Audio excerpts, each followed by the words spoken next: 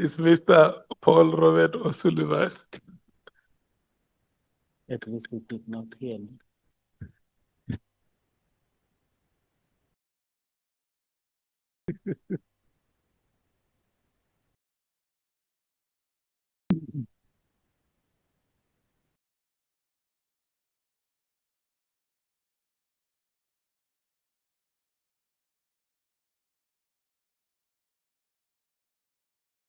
Okay, thank you.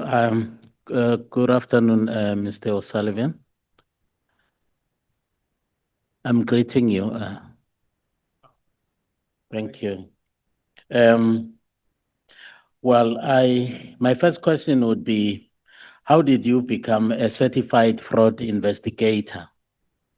Is there a particular qualification that is required for one to become a certified investigator, fraud investigator? So the correct terminology, Chair, is certified fraud examiner. And I think in my affidavit, I made a typo. I said certified fraud investigator. Or did I? Let me have a look. No, it says certified fraud examiner. So you have to go through quite a bit of training. You have to demonstrate, apart from the courses that you go on, that you have worked in fraud investigation, and then you have to pass exams. And I think the exams plus minus 2 or 3 hours each, and there's 3 or 4 of them. Okay, thank you. Who is the certifying authority? The Association of Certified Fraud Examiners. Thank you. Is there any difference between the certified fraud examiner and the fraud investigator? What is the difference?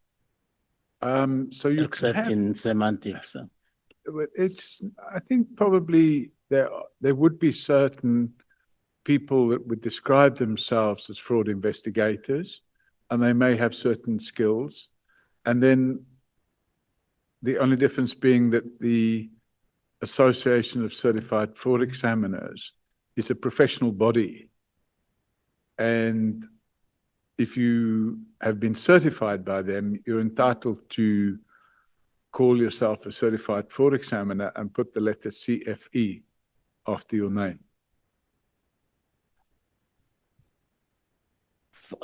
In paragraph 9, you say you actually joined the South African Police Service as a reservist in around 1990, 1991. And you, at one time, you actually received an award as the best performing police officer of the year in Johannesburg. That's correct. So what was outstanding about your performance as a police reservist? So there've been a number of cases in the Booysens area. So Johannesburg was split into all the police stations in the Johannesburg area. And obviously at that stage, all of the investigations that I was involved in the police were in the Booysens area. And there'd been a number of investigations which we've been quite successful at, where after giving evidence in court, the magistrates sent through commendations about the quality of the evidence that was given in court. And then I received personal commendations from the station commander of the detective branch, which at that stage was Colonel Badenhorst. And I got a phone call one day in 1994, and I'm told, you have been nominated as the Policeman of the Year for Johannesburg. So then I received the cup. And there was a newspaper article, and I looked everywhere for it, but I couldn't find it. But there was a cup, and I kept it for a year and then handed it back. Thank you. As a police reservist, was there any specific role assigned to you as a reservist that you were actually specifically, expected to perform? What was your role specifically? Was it a general crime prevention, or there was a specific role that you played as a police reservist? So in the first period, it was crime prevention, as you've suggested. And then after I was posted at Boyson's police station, I was in the detective branch. And then I would accompany another detective. So detectives, it may be different now, but 25 years ago, detectives didn't go on duty on their own. They went in pairs. So I used to go, I used to get paired with another detective, and we would go and work shifts. And sometimes we do what we call hot cases. That's where an incident takes place, and you get leads and you run with the incident until you can crack the case. So they call it the first 24 hours. I think there's some people refer to it as the first 48 hours, but some cases are cracked if you work on them quickly. And what I used to do was say, hey, whether it was intuition, I suppose it was in my DNA to follow certain cases and crack those cases. And the people that I worked with were quite impressed. And we used to do that and crack those cases. Yeah. Well, thank you. Are you aware that at the time of your joining the South African police, the South African police was actually very notorious for its brutality to suppress popular uprising by oppressed people, Black people in this country? You should have been aware at the time when you joined. What really motivated you to join as a reservist at that particular moment in time? Chair, if I can say, today is the 12th of February. And on the 12th of February, 1990, Nelson Mandela was released from prison. And the country had started to move in a direction where it was moving towards democracy. And I think by 91 or 92, I was involved with a company called Sage Properties. We were running a large property portfolio. And I was approached by an agent who said they wanted to rent a building for the ANC. And they identified a building at 16 Frederick Street. So a lease was drawn up and the building was let to the ANC at 16 Frederick Street from Sage Properties. And a short while after that, an oil company called Shell, they decided to donate a building called Shell House to the ANC. So they would no longer have to pay rent. And it was agreed that they could move out of 16 Frederick Street. And there was I motivated to the board of Sage Properties that there should be no penalty for, terminating the lease early. So that happened. And at the same time, I met the then legal manager of the ANC. At that stage, there'd been no democratic elections. But I met the legal manager of the ANC and we became friends. And his name was Matthews Porsa, and we're still friends. And around the same time.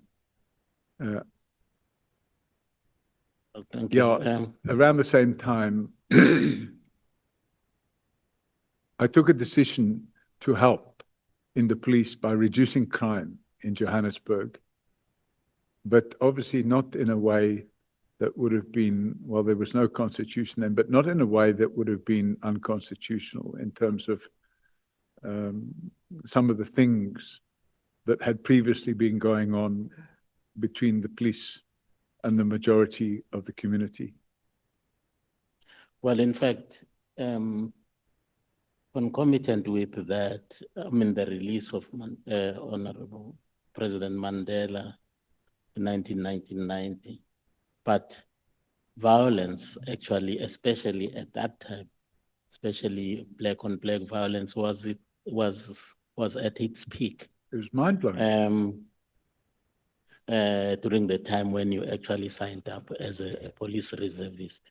So someone might actually want to understand, because there was overwhelming evidence that the role of the police during that time was not very helpful.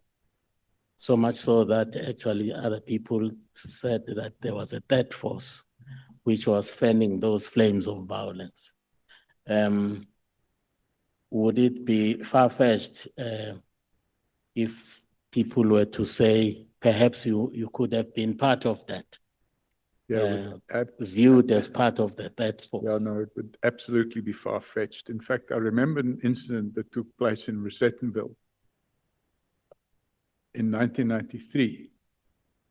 There was an organization, a right-wing organization known as the AWB, or the AWB.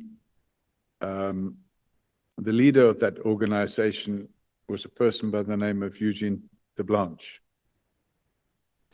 And in Main Street in Rosettenville, or just off the Main Street in Rosettenville, there was a house that had been illegally converted into a shebeen. And it was a Saturday night, and I happened to be on duty together with another detective. And we got a call on the radio that the AWB had pitched up at this house and surrounded it. And they were all dressed in military uniform or military style uniform. And they were carrying flags with like a swastika type of thing on it. And what they wanted to do was to burn down the house, but it was full of people inside. And myself and the colleague that was with me, we took the initiative to go there immediately. And despite being outnumbered, all of these people were armed. We placed ourselves in front of the door of the house. Cellular phones weren't available then, but we called on the radio for backup. And lots more police came, and we suggested that they break the windows at the back and let the people out through the back door, and that's what happened. And 6 weeks later, or 7 weeks later, these same people, we recognized them. We saw them breaking into what was then called the World Trade Center in Kempton Park and brandishing firearms, and they drove what appeared to be an armored vehicle through the doors. And at that time, the negotiations were going on, what was known as NEDLAC. And those negotiations were intended to be part of this transition from apartheid to democracy. And those negotiations were going on, and these AWP people, they tried to interrupt those negotiations. So I actually did participate in preventing that activity, because they formed a unit in the police then called Peace Accord. Peace, not police. Peace Accord, but it was a police unit. And they wanted volunteers that were prepared to go and be part of this Peace Accord unit and liaise with the ANC. And the person we were liaising with was Tokyo Sekwali, Mr. Sekwali, and obtain information about the they had about people involved in right-wing activities. And as a result of that, I participated, of course, not in the planning stage because I was still quite young in those days, but I participated in raids that were carried out overnight on a number of properties where the people were arrested. And I remember going into the houses and seeing cupboards full of canned food and stuff like that. So I think it would be very far-fetched to say that I was part of a third force, when in fact I was trying to contribute towards the cessation of this anti-democracy activity. Okay, thank you, Mr. O'Sullivan. Did you have any particular experience in the aviation security prior to your appointment as the group executive at AXA? Yes, Chairman, because when I was working in the border police, because I understood the aviation business, which I did, I mentioned yesterday that I had my own aircraft. I also had shares in an airline, a freight carrying airline. And that airline was called Africa International Airways. It no longer exists. We had a couple of DC-9s, and we used to move freight up and down in Africa. And most of that freight would have been foodstuffs and that sort of thing. So I had a particular interest while I was working at the border police in aviation security. And I undertook training with ICAO, and the training was in aviation security management. So I became a certified aviation security manager. So I had that experience and that knowledge. And I also had taken the initiative to bring about a lot of changes at the airport, in particular Johannesburg Airport, which there was rife with crime. And those changes were quite successful. Well, thank you, Mr. Sullivan. We have a constraint of time here. I take particular note that in 1995, you were elected chairperson of the CPF in Johannesburg, which one regards as a strategic economic hub of South Africa. And in year 2000, you became part of a multinational team in border policing at Johannesburg International Airport.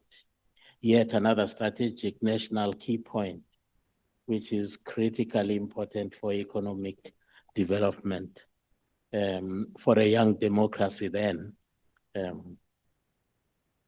Now, some people might actually argue that that was too quick for you to actually climb the ladder, as it were, of promotions and getting into strategic, structures of this country. And some people might actually view that with a lot of suspicion because it resembles a typical modus operandi of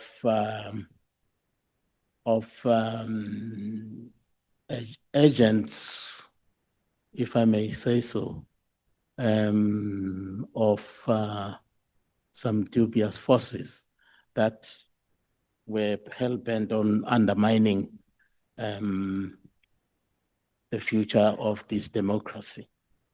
How would you actually respond to such? Thank you, Chair. The role as the chairman of the Community Policing Forum in Johannesburg came about because I was a general manager of a property company which owned several hundred million rands worth of property in Johannesburg CBD. And the difficulty we had with the spiraling levels of crime in the city center was that if those levels of crime did not come down, the value of the property portfolio would be reduced substantially. So I think that particular community police forum was formed as a result of us getting the property companies in Johannesburg CBD together to look at ways of reducing crime. And there were two initiatives. And the one initiative was called the City Improvement District, which was sponsored by Anglo-American Properties. And the other initiative was to form a community policing forum, which was sponsored by Sage Properties. And when it was formed, we got a number of people who were property owners who joined the community police forum. And then there was a discussion and an election took place, and it was an informal election. And they asked me to be the chairman of the community policing forum. But that was a civilian role. It wasn't anything to do with being a policeman. And the purpose of it was to create what I suppose you call relationships between the community and the police, with a view to carrying out closer ties between the police and the community to ensure that crime would be reduced. And that's what led to the installation of the commencement of Johannesburg City Watch and the installation of closed-circuit TVs in the streets. So that was more of a crime prevention role.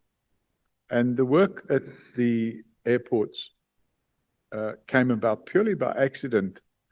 I was approached by Superintendent Paul Mills, who was in charge of the border police at the airport. And he approached me, and I'd never met him before in my life. And he told me that they wanted to form a reservist unit at the airport. And he knew that I'd been training reservists, and they specifically wanted to have reservists that had language skills. In other words, people that could speak French or German or Italian or Russian or Bulgarian, Gujarati, Chinese, that sort of thing. So obviously I had knowledge of some of the students that we trained that could do that. So I put word out, and we managed to get a few students together. I think there was about 35, or in fact, by that stage, they were reservists. We got about 35 reservists, and they were all brought to the airport, and we started that reservist unit. And the intention of that unit was nothing more, nothing less than to reduce crime. Well, thank you. In paragraph 33 of your testimony, there is somewhere you mentioned that you were elected as vice chairperson of the National Aviation Security Committee. Mm-hmm. However, you were asked to resign. Why was NICOC not happy about your election to that position? So NICOC and The General Selebi. National Aviation Security Committee was a national committee that dealt with the implementation of the ICAO 17 rules. Now, the ICAO 17 rules is to make sure that the airports in South Africa would meet the global standard for ICAO 17. In other words, to prevent terrorist activity in the aviation industry. And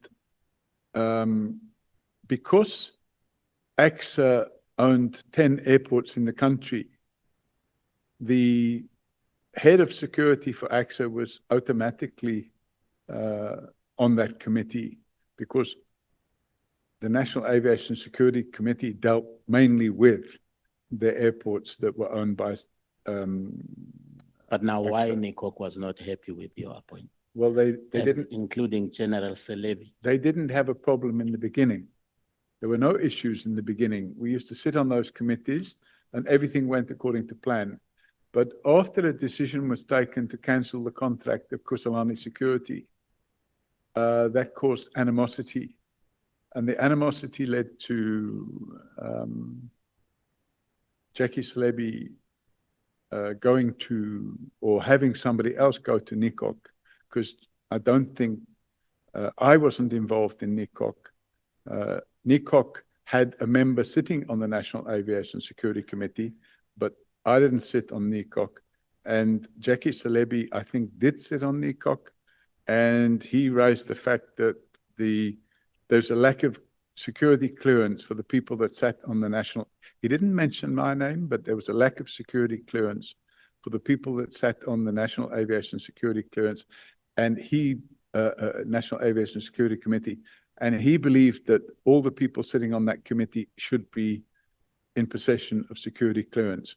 And they then started a process at the beginning of 2003. And that process meant that I couldn't get security clearance, and therefore NECOC had already passed this rule, if you like to call it that. It was a unilateral decision, and now I could no longer sit on that committee. Was it not that they had discovered that you were a potential security risk because of one, you did not have that top secret security clearance, and secondly, that you actually were in possession of, multiple citizenship?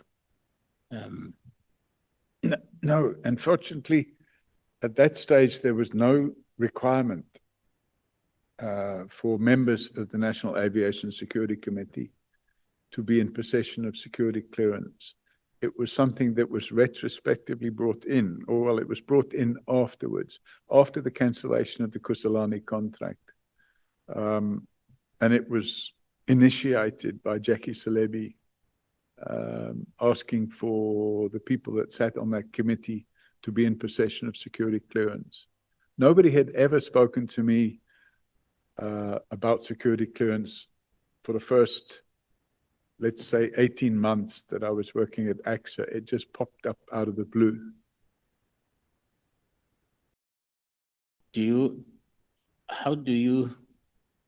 Let me put it this way. Can you elaborate on how you came to know about the General Selebi, President Mbeki plan to arrest Mr. Zuma? So Which you are actually alluding to on paragraph 37 of your. I came to know about it through the spy tapes. So if you go back in time, and I think I explained it, but I'll explain it again. The attorneys of Jacob Zuma approached Mokotedi Umshay after Vusi Bokoli was suspended.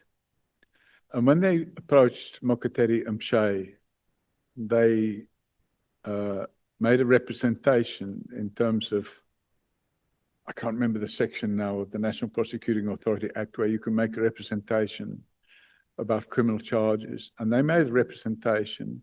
And in making that representation, they played the tapes and they provided copies of the transcripts of the tapes themselves. And that wasn't the only thing that happened, because around the same time, and I can't remember if it was before or after that event, but around the same time, Nomgcobo Jiba had been suspended.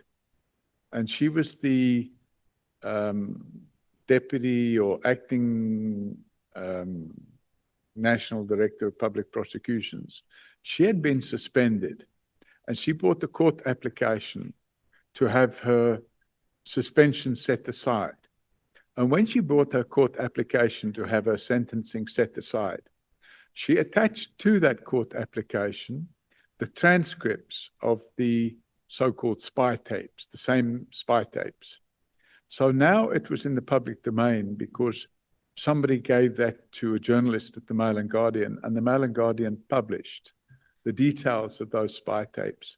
And that's where, in those spy tapes, you've got these conversations that were going on between a person called codename Luciani and another person called Leonard McCarthy. Okay, thank you. In paragraph 56 of your testimony, you say that, and I quote, Mkhwanazi was not truthful. That is Lieutenant General Mkhwanazi was not truthful when he made press conference on the 6th of July, 2025, and when he appeared before this committee. Can you at least identify two untruths that you identified in his testimony? Just two. Well, lots of time? there were several, but the ones that come to my mind immediately are that General Mkhwanazi created the impression that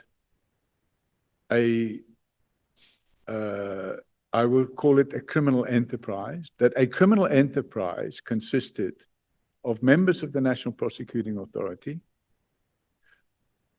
judges,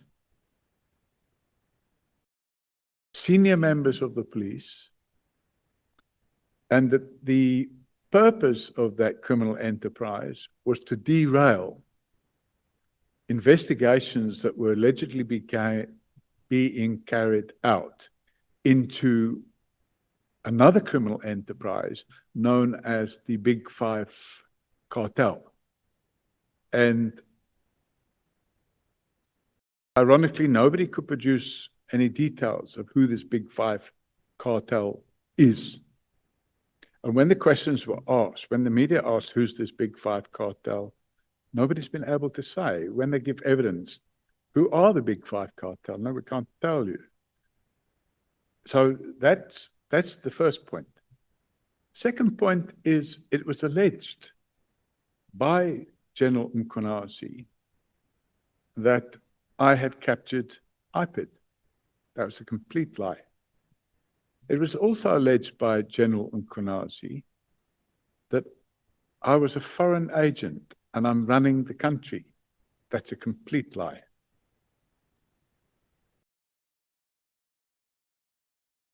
With regards to your having captured IPID, Mkhwanazi's averment was corroborated by Mr. Nkabinde, Well, of course it who would be. actually appeared before this committee.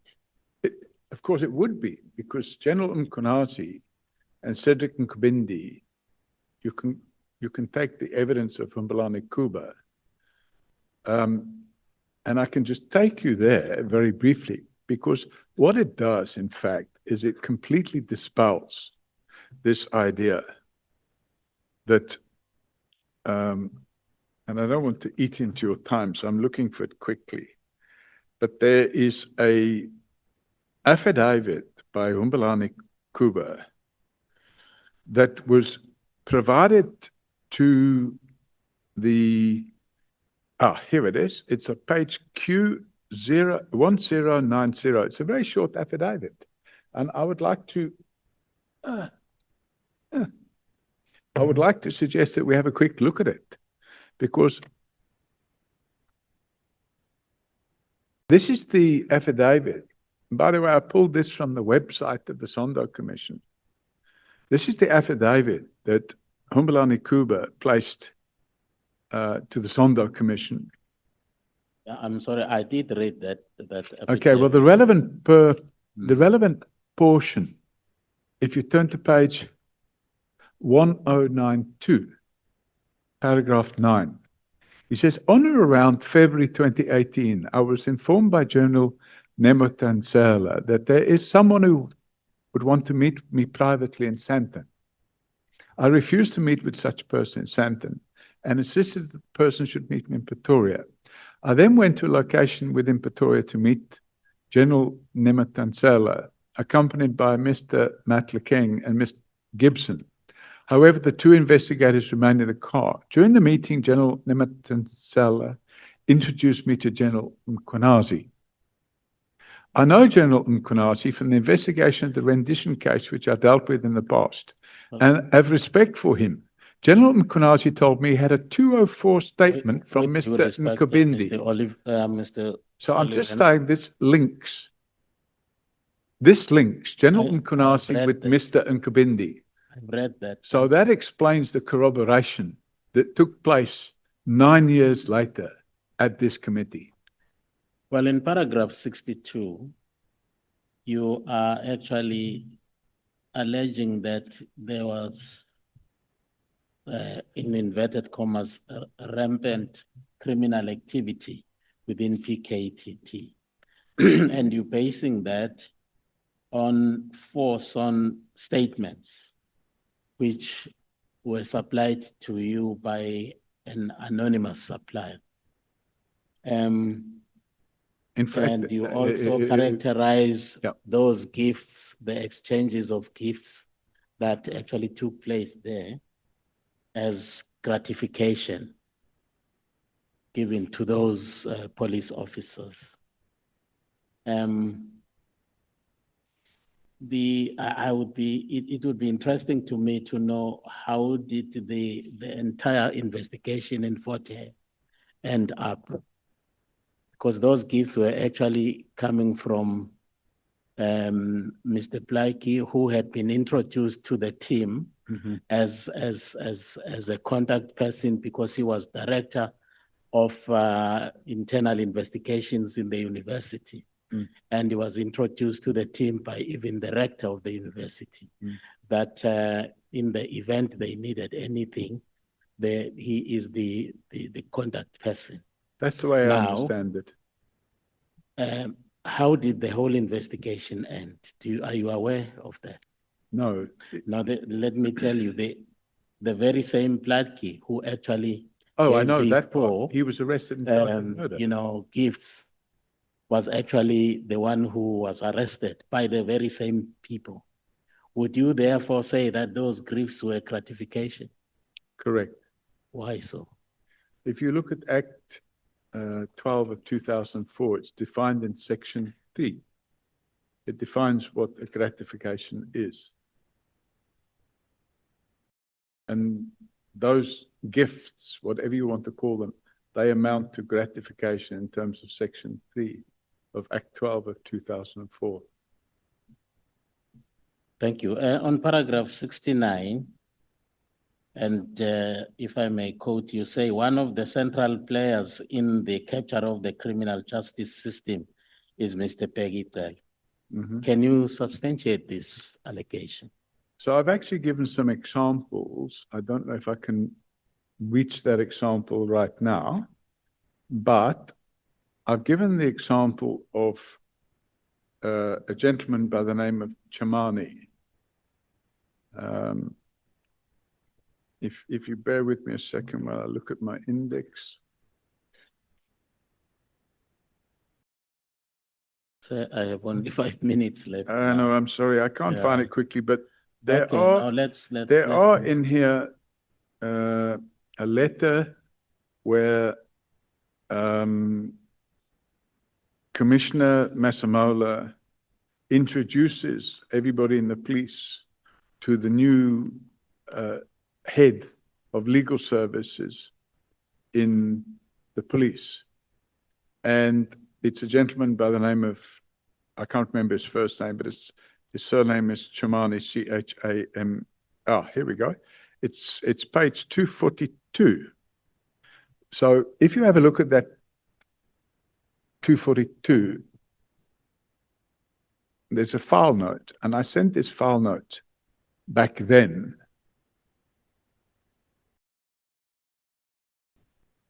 Okay, can we move on, please? Because I honestly do not have time. In paragraph 160, we are characterizing Lieutenant General Mkhwanazi as a criminal. What are the bases for your allegation? So he entered into a corrupt relationship with, first of all, Nkabindi, secondly with, or attempted to enter into a corrupt relationship with a person by the name of Humbalani Kuba. And he attempted to enter into a corrupt relationship with the late Mr. Mandla Mahlangu. And that attempt went to the extent of drawing up an affidavit for him. And that affidavit, Mandla Mahlangu had got cold feet and decided not to sign the affidavit. And that affidavit would have been an affidavit that would have impugned the character and integrity of Robert McBride. In the case of Cedric Nkabindi, he offered him a job as a brigadier in the police, in return for which Cedric Nkabindi would supply him with an affidavit which would impugn the character of Robert McBride. And he attempted to do the same with Humbulani Kuba. So that activity alone would be classed as corruption as defined in Act 12 of 2004. Thank you. I went through your testimony here, and it has actually amazed me how easy you find it possible for you to just throw wild accusations against the character of people, and without actually any substantiation. You actually call people criminals. You actually even alleging that Ms. Mieni was Mr. Zuma's mistress, and you can't even substantiate all of those things. Why do you find it easy to actually put people in such bad light without any evidence? Well, I suppose you would call it tit for tat. So if we go back to the 6th of July, the conduct started by, as an example, General Mkonazi. General Mkonazi then went to the Madlanga Commission. And Honorable Souls, can you grab the microphone and start questioning the witness?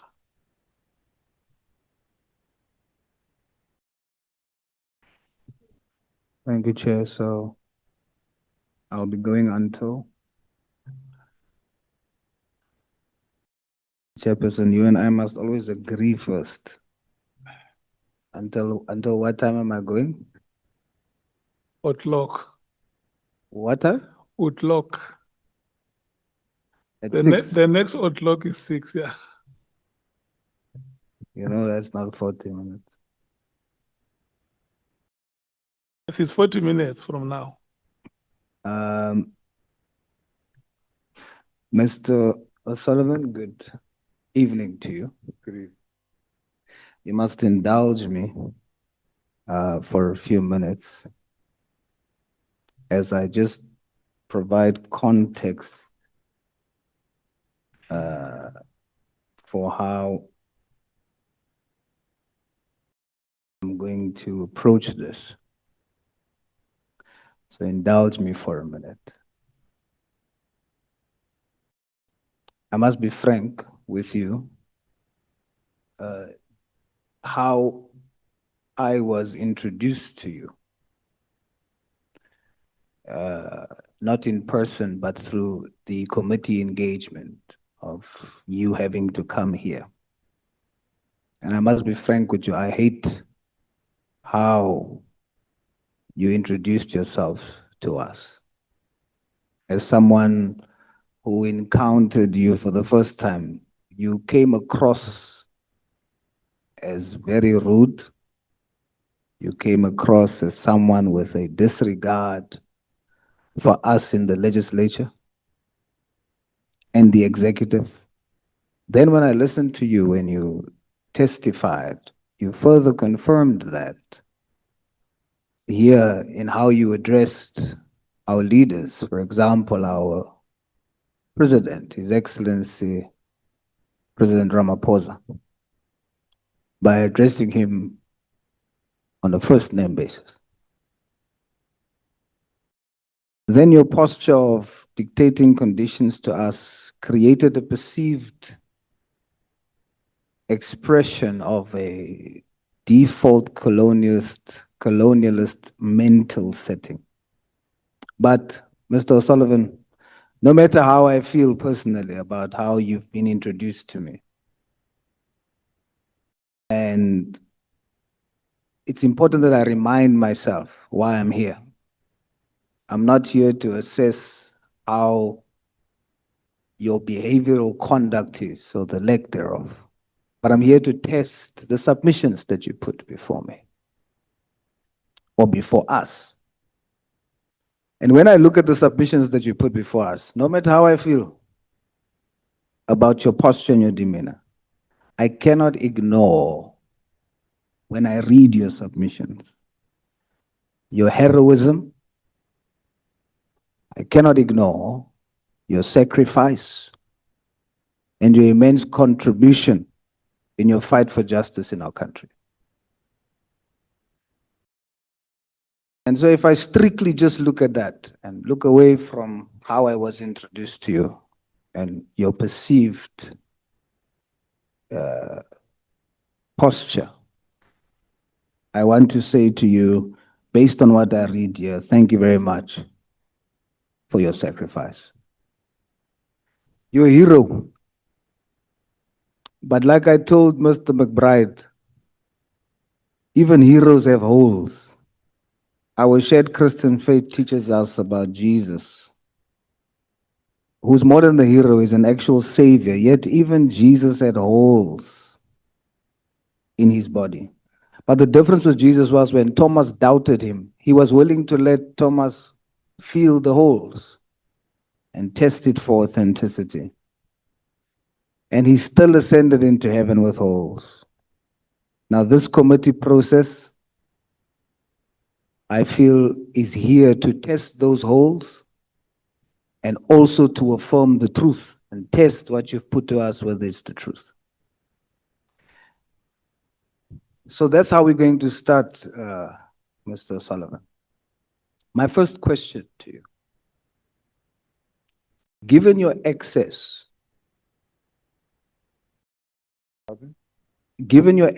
and your executive appointments without tertiary qualification, did you benefit from the apartheid system in terms of opportunities because you are white?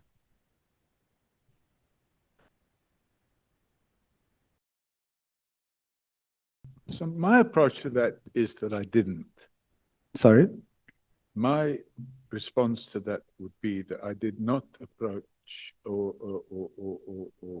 benefit from the apartheid system because I'm white. However, I want to qualify that, because if I have to be brutally honest with you, in the initial years when I came in South Africa, and sorry, I'm in a bit of pain. When I first came in South Africa, it might be construed that I did benefit from the apartheid system, because it might be that after 1994, it might be that I would not have received permanent residence. It might be that the rules changed and I would not have qualified for permanent residence. But after democracy took place, I threw myself headlong into trying to help the previously disadvantaged community in South Africa. And I'm still doing it today, by the way. And I don't publish any of this. I don't go to the media and say, look at what I'm doing here. There's an informal settlement near my house in Sandton. There's about 175 people living there, and some of them are school children. And every Christmas and every Easter, we put on parties for the children. In addition to that, they don't have electricity. So I purchased solar panels and put them on the roofs. And the year before last, I donated a very large gas braai facility for them. I communicated with the city of Johannesburg and asked them to put in, and they did put in, 3 toilet blocks and sewage. I managed to get that done for them. And I still, to this very day, communicate on a regular basis with those people. And I've been trying to assist them, but that's just one project. There are other projects as well. Mr. Sullivan. Okay, sorry. No doubt. What you've now added is you're not just heroic, you're not just a hero, you're also a compassionate one. Yeah. And I'm not disputing that. What I'm dealing with that question is that let's be logical. When someone like me sits and I look at how is it that you held executive positions without the necessary qualifications? The only answer that's plausible is that the system at the time benefited you because you were white. If I look at the letter that was written on your behalf by the Member of Parliament, the tone of the letter also speaks to the fact that there is an understanding that because you're a white man, there would be some concession and benefit in terms of opportunity. The MP says in the letter, you'd be a great benefit to white people in South Africa. When you write, you make sure to stress that you are learning Afrikaans. There's an undertone of intentionalism based on how the apartheid regime would give opportunity to white people in senior positions without qualification. Now let me qualify to you that I put that to you, that the reason why that was overlooked is because you are white in an apartheid system. But what you did with it is that when you entered the door, you then used your entry to fight crime, to fight corruption, and to do what you've just explained to me now. Even in our system now, the system benefits certain people that hold senior positions without the necessary qualifications. But some of them are using it for corruption. So it is from that angle that I come from to say that the apartheid regime has benefited you. Now, before we delve into your evidence, yesterday you testified that in the spirit of transparency, you testified yesterday that a Mr. Mia spoke to Mr. Nare and said that the general will get them out. He's in the pockets of, you mentioned the name, I forgot the name. I received a message yesterday from Mr. Mia's wife stating, after she heard your testimony, somehow found my contacts and shared with me that her husband says, when Mr. Mia was arrested on the 9th of January 2014, there was no instance at any stage where he met Jacob Nare during the arrest process. At the time, he was not even aware that Jacob Nare had been arrested. He only first saw him later at the Wynberg court on Monday, the 13th of January. What's your response to that, Mr. Sullivan? Chair, I wasn't involved in that took place at that moment in time.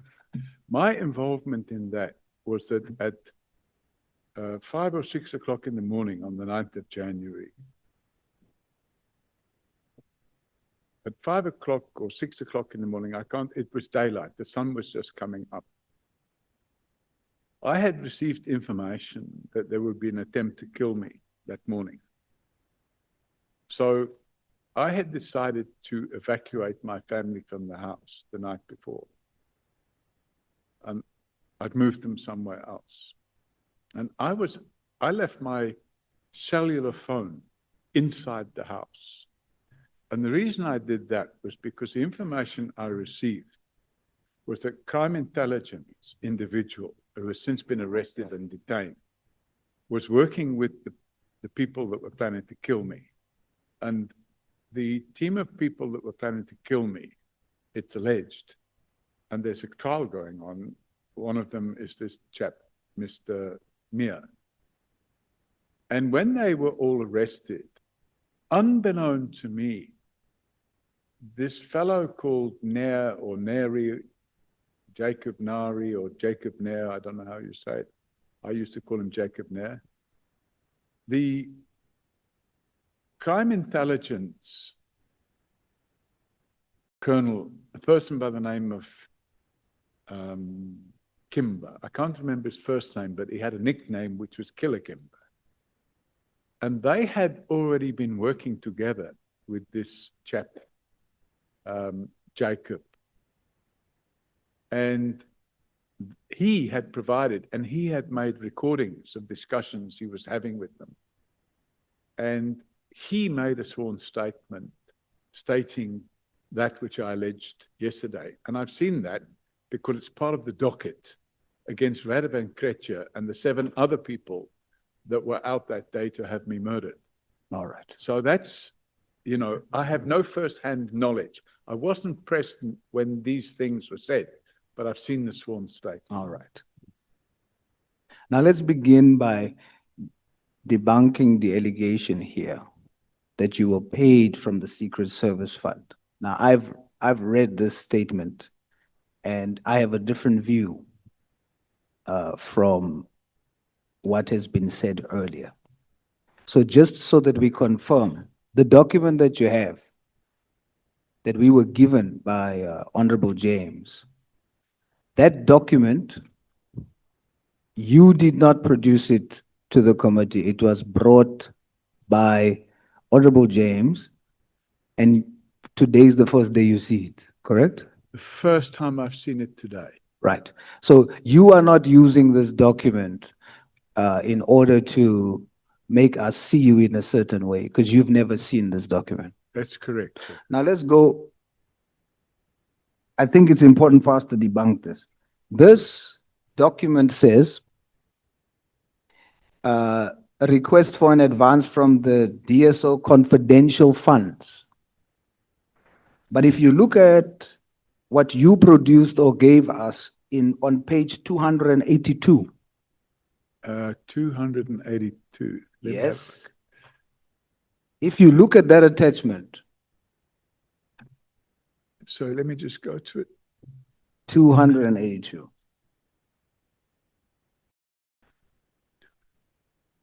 Okay. If you look at that attachment, this money for the transfer, for the procurement of a multi-center payment that was made from the secret fund, it is listed there as secret services account. Correct. So would you agree with me then that if this document that you were given, if this money, this 100,000 came from the secret or the slush fund, it should have had written on it the secret services account and not what is written on here, the DSO confidential funds. Would you agree? So the money that you were paid was not from the secret services account. No, it came from now. I didn't know where it came from then, but now I can see it came from the Scorpions confidential funds. Absolutely. And which that's was not, National Prosecuting Authority. and that's not the secret services fund. No, the Secret Service account is run and managed and controlled by the police, not the NPA. Yes. So we are debunking the notion that you were paid from the secret services account based on what was produced here. Yeah. Let's go a little bit further. If you look at the document, it says that because of your information, cannabis weighing 1,114 kilograms was discovered. Cannabis or hashish? Both. Okay. So I haven't. On page 4. I don't want us say I to, haven't read this document. Mr. O'Sullivan, Okay. I don't want us to spend a lot of time Okay. here. I just want to use what was given here, not by yourself, to debunk the notion that you're not a credible witness. On page 4, it says there, in a document, not that a document that you produced, it says the combined value of the 767 kilogram of hashish and the 1,114 kilogram of cannabis confiscated by the DSO amounts to 56 million, which is only part of the full consignment valued at more than 200 million rand. So your efforts and what you have provided has allowed the DSO to seize money or things to the value of 56 million in comparison to 100,000 that you have been given. I end with this. On page 5, the document that was produced here by Honorable James says, Mr. Solomon, for this, he made use of his own camera, vehicle, and aircraft rental. O'Sullivan funded all his own operational costs.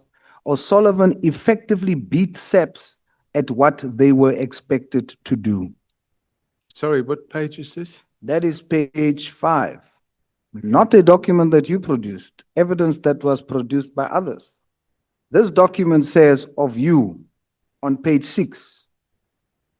It says Mr. O'Sullivan did not give this information for financial gain. With him, it is a matter of principle. It is acknowledged that O'Sullivan and Commissioner Celebi are at loggerheads, but this information has been properly handed to the DSO and independently verified by Mr. O'Sullivan. Mr. O'Sullivan has a motive of revenge against Commissioner Celebi, but this case, other than him being a policeman, does not at this stage aim in any way to implicate Celebi directly. It is recommended that Mr. O'Sullivan be paid an amount of 100,000 as a reward in lieu of his time, effort, money, successful recovery of a large consignment of drugs, and the prosecution of the syndicate. So not only was that consignment retrieved, but there was also 4 arrests made. Leslie Ellen Curtis was arrested and given 10 years imprisonment. Chris Alblas, 10 years imprisonment. Petro McKees, 30 months imprisonment. A document not that you've produced, but that was given here by Honorable James, shows you to have contributed largely to the fight against crime. I was just trying to use that to debunk the notion that you misled the committee in saying that you didn't receive the funds from the slush fund. Now that there is some pointing to you as a credible witness, I want you to help me now quickly, and I want you to be very concise, Mr. O'Sullivan.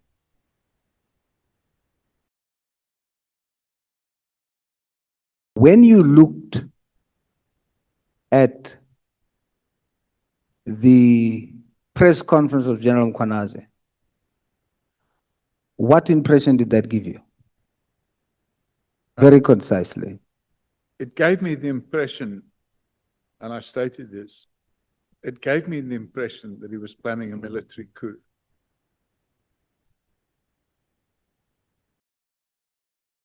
So as an expert of forensics and fraud and your experience in the military and police, what was your major concern for the country and the safety and security of this country when you saw that? Well, Chair, I'm trying to give a quick answer, but I have to qualify it because at the time when he gave that media conference, I knew of his history because he had been involved in this incident that took place at Artpit. So I knew that he wasn't this knight in shining armor that he was portraying himself to be.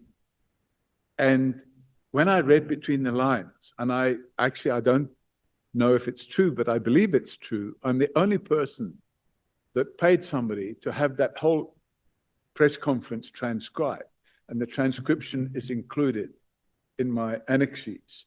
And that transcription makes it clear that that whole media conference was intended to create the impression that there was a faction war when I say war, a faction fight between what I would class as the Mkhwanazi team on the one side, and that team would have included General Masemola and General Khumalo, and the other team on the other side was, according to General Masemola, according to General Mkhwanazi, included General Sibiya, the head of IDAC. I don't remember the names, but he said certain judges and prosecutors who were in the pocket of a big five cartel. And I formed the opinion that this was a whole distraction. And the distraction, by the way, if you look at the transcript, it's clear that the main gripe he has was that people in crime intelligence had been arrested and charged with corruption on what he considered to be HR issues. And I saw this whole media conference as being a red herring to distract everybody's attention away from the ongoing theft of public funds from the crime intelligence slush fund. And in order to do that, we create chaos. What is the purpose of having the whole of the senior management? If you're going to have a media conference, why do you need the whole of the senior management of the KZN police? Why do you need to have 8 people, 4 on each side of you, or 6 on each side of you, dressed in combat uniform, wearing face masks? The whole thing was staged managed. And the only purpose, in my opinion, of that conference was to destabilize further the already unstable criminal justice system. On page 217, you don't need to go there. I hope that you can remember just because of time. There are affidavits from a few officers about the Fort Hare affidavits. These are members in the PKTT. That's correct. Why did you submit that evidence? What are you trying to tell us? Because these were sent to me. And it was sent in 2024, I see. It was not sent. So the motivation for sending it was not after the press conference. It was before the press conference. Correct. What is the contents of those affidavits?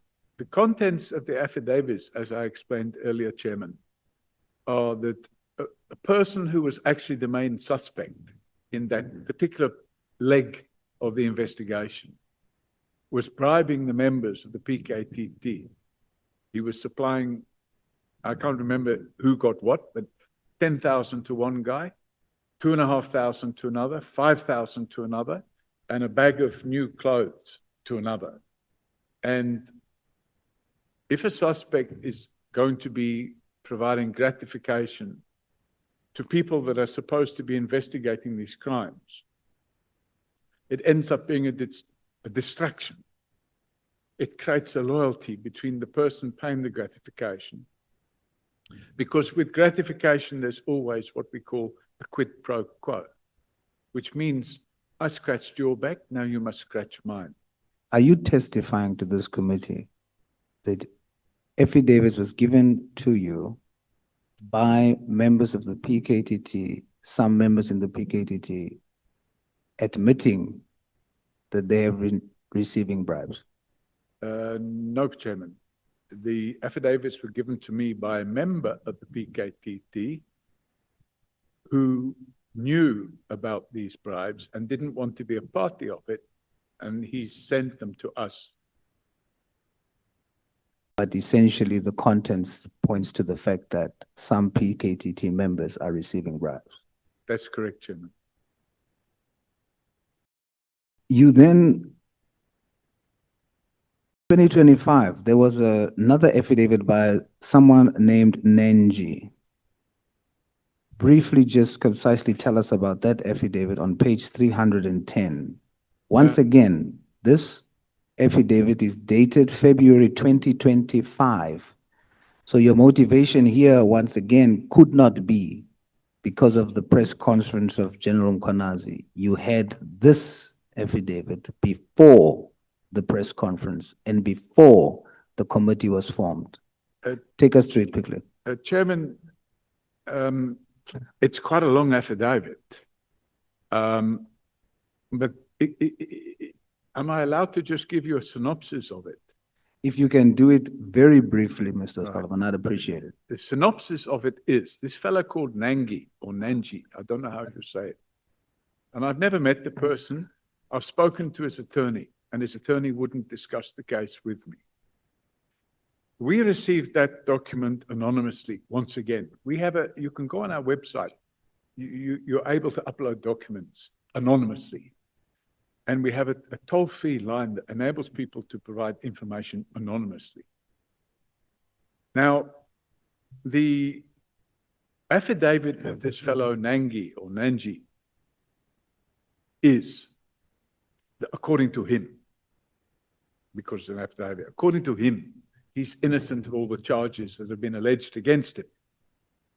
However, we keep an open mind on that because it may well be that he was involved in the crimes that he's accused of, which is allegedly kidnapping and demanding a ransom for the return of the person that's been kidnapped. And according to his affidavit, he was kidnapped and brought to different locations, not booked in terms of the police regulations. The police regulations require that if a person is arrested, they must be booked in to a police station and into the SOP 14 register immediately. You can't wait 3 or 4 days. So he was taken from A to B and C to D, and the people involved in his kidnapping were private security industry people, together with police officers from crime intelligence. And the last leg of this gentleman, well, I use the term gentleman loosely. The last leg of this gentleman's journey, according to his affidavit, was he found himself at what he describes as a black site, which was a farm somewhere in KZN. And whilst he was on that farm with another co-accused, the two of them were kept in separate rooms, and they were alternately tortured. And the torturing he describes in detail included what's known as waterboarding, where they put a plastic bag over the head and they put a tube in the bag and pour water into the bag so you feel like you're drowning. And you can't breathe, so you actually can lose consciousness. And that he alleges that happened several times.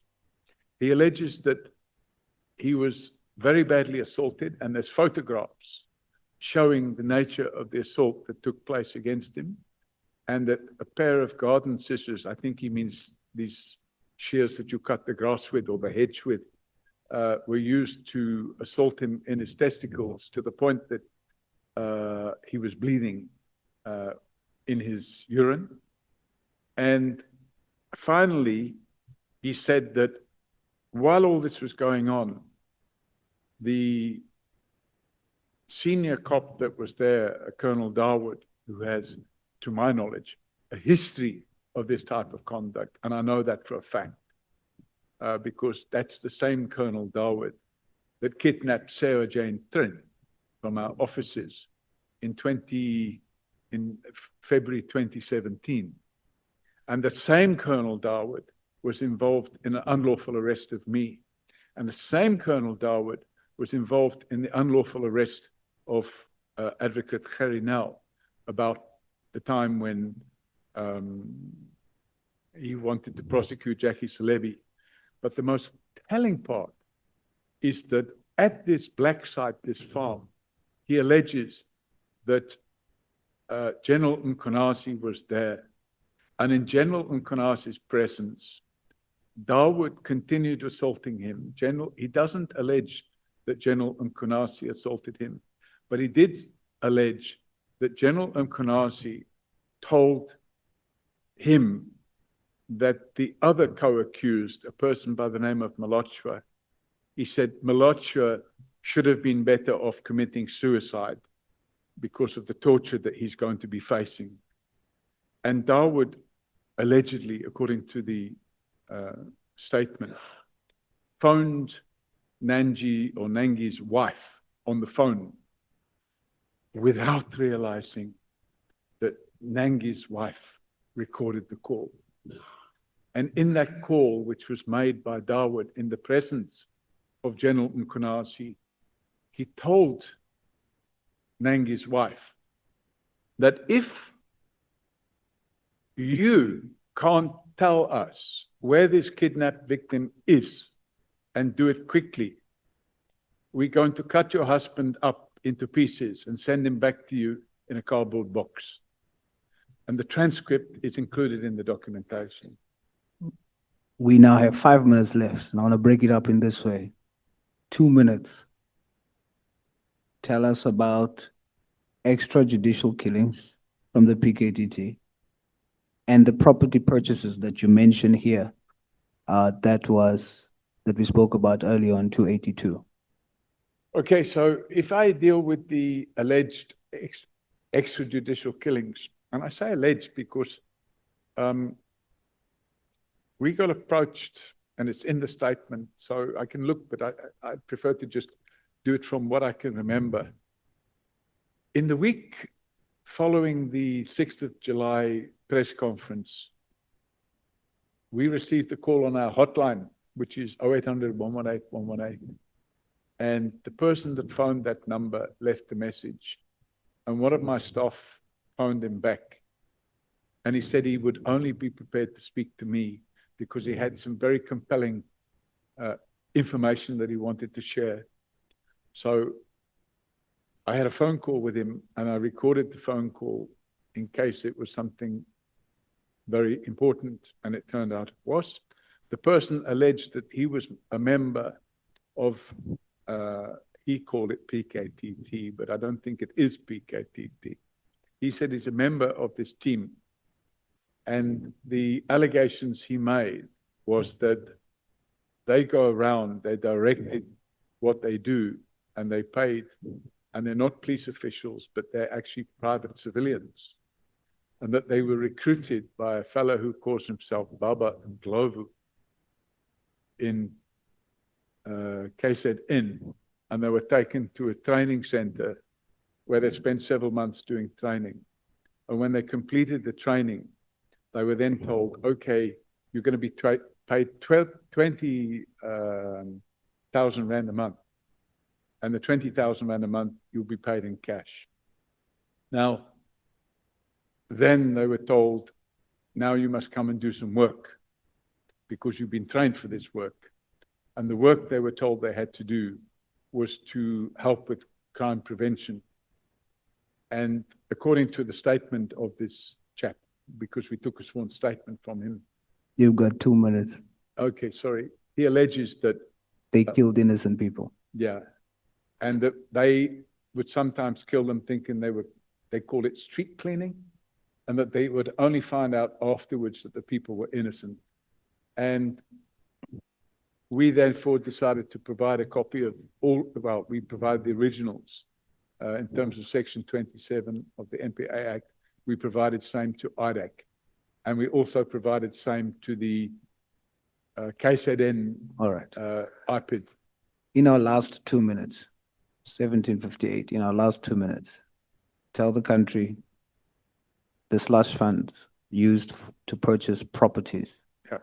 And then who approves those purchases and for what reasons it is. And then you've got literally 1 minute, Mr. O'Sullivan. Let's Okay. go. So the value of the properties, I can guess, because there's a figures there, but I can't look for it. It's approximately 120 million or 130 million Rand.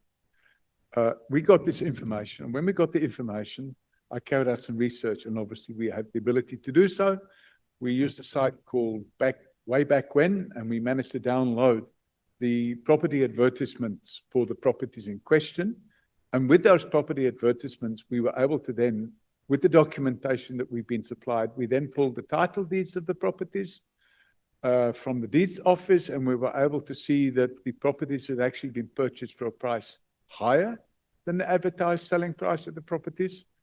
And then I was able to get the documentation showing how they would be paid for, and it was signed off by General Leshaba, General Kamalo, and General Masemola.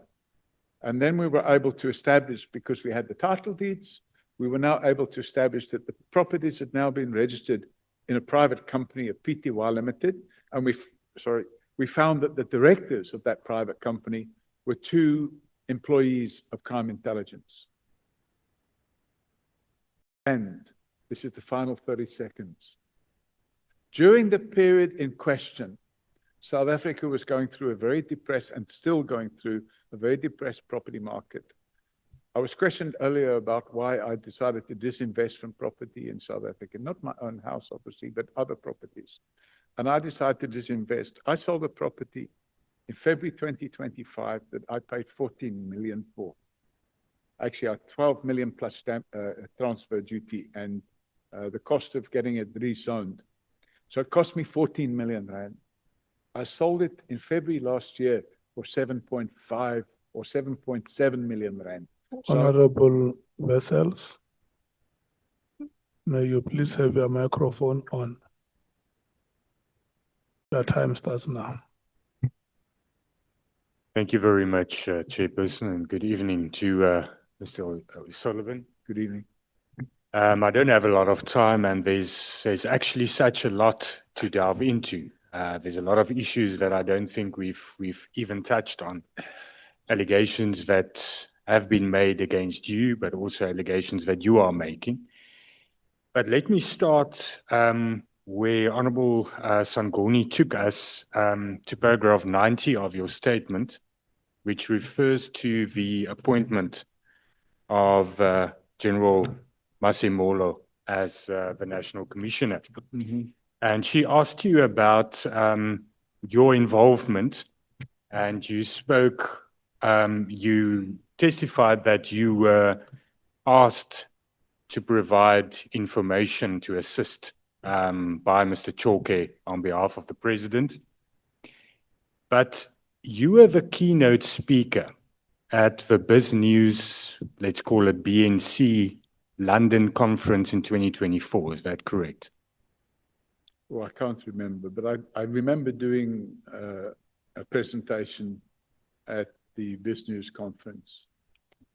At that conference, you also spoke, as you do in your statement, and earlier today there was reference to that, about since George Fivers, the commissioners, you just better articulated it during your presentation then, because you said that since Commissioner Fivers, no national commissioner has completed their term. That's actually a very good point, which you don't make in your statement now, but let's leave that. During that presentation, you then say that Mr. Chauke came to you and asked you to vet the shortlisted candidates for the National Commissioner on behalf of the President, because the President can't utilize intelligence services in South Africa. Do you remember that? I can't remember the wording I used, but I think I might have said something like, my assumption was that the President didn't trust the intelligence services. And I think that came out of the fact that for the period before 2018, things were in a bit of a mess. And it was, when I perhaps used the term vet wrongly, because we're not in a position to vet. Yeah, because that's important. What Yeah. we actually were requested to do was to make sure that none of the potential candidates would be problematic in terms of corruption and so on and so forth. You go further in that keynote address and you say that you looked at if they are competent Yes. if they have the necessary skills, Mhm. and then if they have any exposure to financial problems, corruption, and so forth. Yeah. Now that is vetting, but you now say that you actually just looked at lifestyle. Well, that is a form of vetting. So we call it lifestyle vetting. Hmm. So if you want to do a thorough vetting, you would also do what we call security vetting, which we can't do. That would only be able to carry it out by National Intelligence Agency or whatever it's called now.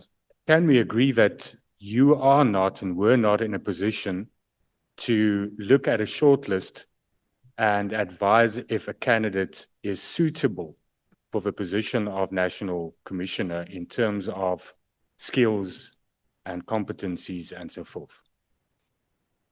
Yeah, so we didn't advise in the report, and I have the report, we didn't advise whether they had the competencies or not. What we said was the key competencies that should be required of a National Commissioner of Police would include the following areas. And I think that would have included, if I go back to 2022, it was March 2022, That's correct. and I have this date. I have it here. Okay, let's move on to the part that you did refer to now as well, the lifestyle audits. You then refer in that speech to General Masimolo, Yeah. and you then say that he's not suitable, according to you, because he has revolving door credit, he has a lot of exposure. My question is, how are you in a position to do credit checks on a person? How do you have that access? So all certified fraud examiners have the access. So if you are carrying out a fraud investigation, you have the access to the systems that enables you to be able to do a lifestyle audit on somebody. Now, it's not a thorough lifestyle audit, but enables you to see whether a person has credit. And in fact, you can walk into any bank and apply to open a bank account. They'll carry out credit checks on you. So those procedures are available to people that have lawful access, and you have to sign and pay to do that. And that's why we have that ability. Okay, I understand that. Let me ask you this, because I do believe that you've played a very important role in South Africa in the past in exposing corruption, especially with regards to the late Commissioner Jackie Selebi, and so forth. And I think the Honourable Souls also referred to certain cases where you assisted quite a lot. My question to you, though, is, do you believe that the ends justify the means in all cases? It's hard to say. If you have a corrupt commissioner of police, or if you have a corrupt divisional commissioner of crime intelligence, I think you should go to all lengths that you can lawfully to try and stop that. Okay. Let me make a jump back to the BizNews speech. In that speech, you also you refer to the current National Commissioner, and you say with regards to his financial exposure, but you then go further and you say that he also is implicated in corrupt activities where he signed off for vehicles that were overpriced, inter alia. The question is, you now mentioned that if you have a corrupt police commissioner, you must go to all means to expose that. All lawful means. All lawful means. Have you ever laid criminal charges against General Masimolo? Correct. Have you? Yes. For this? Yes. You have an investigation firm that we established, and you yield revenue from that firm. Correct. But you also, and that we also heard from other witnesses, such as,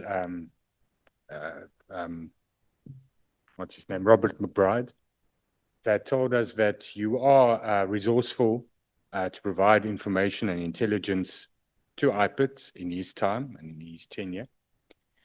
I asked him the question, he didn't actually answer. What I want to ask you is, in exchange for the information that you give law enforcement authorities, do you ever ask for information in return? Never. Because a lot of the investigations that you do in the private sector do require access to certain means that I don't think, even as a certified fraud examiner, you can have. I 100% agree with you. And the type of access you're talking about, we don't go anywhere near it. And that would be obtaining copies of people's bank statements, obtaining copies of people's cell phone records. And when people approach us and ask if we can do that, we send them packing. But there are people out there that can do that. And that comes about through a process called corruption. They bribe police officials to get that information. And I was a victim of it myself, because Radovan Krejcir bribed the station commander at Bedford View Police Station to get information on me. And he did a 205 application and obtained copies of my cellular phone records. I sued Vodacom because Vodacom supplied my cell phone records to Radovan Krejcir. So you've never obtained? Never. And Never. Never. And we would never do it because, for the simple reason, once you step over that line, you can't step back again. You're now committing a criminal offense if you read the legislation. So if you commit that criminal offense, aren't you now lowering yourself to their level? And my approach is, we will fight hard, but we will fight fair. We will never break the law knowingly to do what we have to do to bring about the end.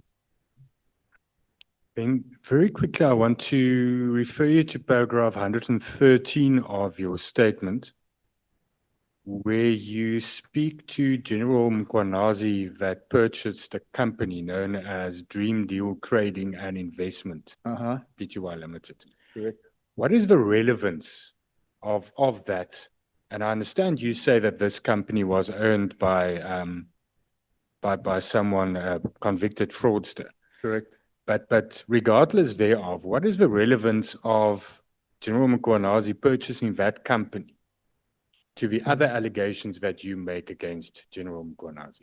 The relevance is only that if I'm a divisional commissioner of police or a provincial commissioner of police, and I decide I want to do some private business, I should ensure that my probity, my way in doing business is above board. And if I'm going to do business, I should do two things. First of all, I should notify my employer, which is actually in the police regulations. You're not allowed to be in private business without approval from But do you know if he obtained approval or not? So we don't. So what I did, when I got this information, I decided to include it because he should have applied. And that's why I asked the question, whether Mkwanazi applied for and obtained permission for SAPS, for this private business, and what is the business of the company? But if I want to be able to demonstrate my own probity, I would be able to say, well, actually, I wouldn't do business. If I'm going to buy a company from somebody, shouldn't I, if I'm a lieutenant general in the police, make sure that I'm not buying a company from a person that's been convicted of fraud? And the failure to do that indicates that you're prepared to take risks of that nature.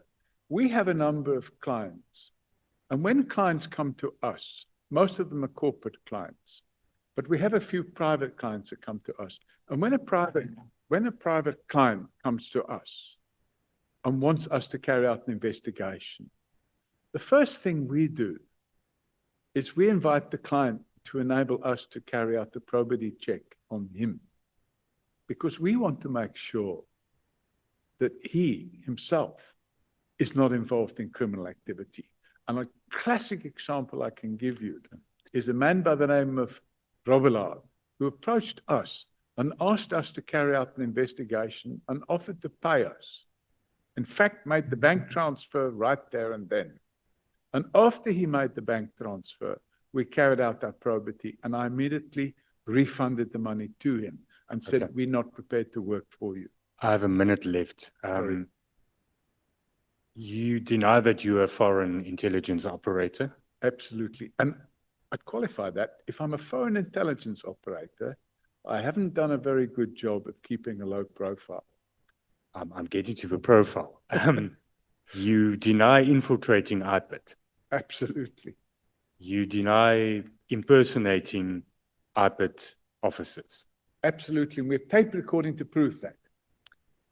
But can it be plausible that what motivates you is the one simple thing in the world that motivates the majority of people, and that's money? And can it be the public image? Because you got a platform from the Jackie Celebi case. And does that in Honorable- return and in Honorable exchange Justel. to Revenue C chairperson? May you and so- please switch off your microphone? Chief Whip. I Until- didn't hear the end of the question, but the answer Mr. is- Paul Robert O'Sullivan, Sorry. this is the time for the chair. You look at me. Chair, I'm in a lot of pain. I need to get away. I'm in a lot of pain. No, let's take a break. Let's take a Can we 10. not finish? How long, Chairman? Those who are still to speak, may you please raise your hands. Look at the hands.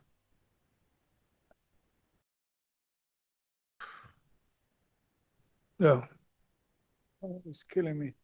Look, this is the time that elders used to tell those tales. I'm just in a lot of pain. So if we can, please move on. I don't want to take a Yeah. break. I want to move on and get finished. Do you want a break or? No, I want to move on, Chairman. I want to get finished. Well, no, I sympathize with you. I know it has been a very. In fact, we have been warned before. We had a witness at your age, Miss Mary de Haas. This time she was pleading with me to say, Chair, can you allow me to go and see my relatives? Yeah, my sympathies. Let's take this. We are very close to the finishing line. Can we twist your arm a bit and get to the finishing line? Let's try it. I really want to get Yeah. away because I'm in a lot of pain. Yeah. Yeah, I'm going to beg you to have the courage of John Aquari. John Aquari ran an Olympic race with a dislocated knee. Chief Whip? Chief Whip. Must we give you a stretch break? The Chief Whip says we must give you a stretch break. Well, maybe I can use the bathroom. Yeah, So maybe 5 minutes. yeah. Okay. Permitted to disclose their identity. Okay, no, I'm saying in your knowledge, having done the work that we have done over decades, does a person who is a spy permitted to disclose that I am a spy? I think that would defeat the object. So a person, if he's employed as a spy, it would be very silly to come around and say, by the way, I'm a spy. So what would be the purpose of disclosing his career as a spy? Okay. So in which case, that answer is also saying to us, even if you were a spy infiltrated into South Africa, you are not going to tell us that. Well,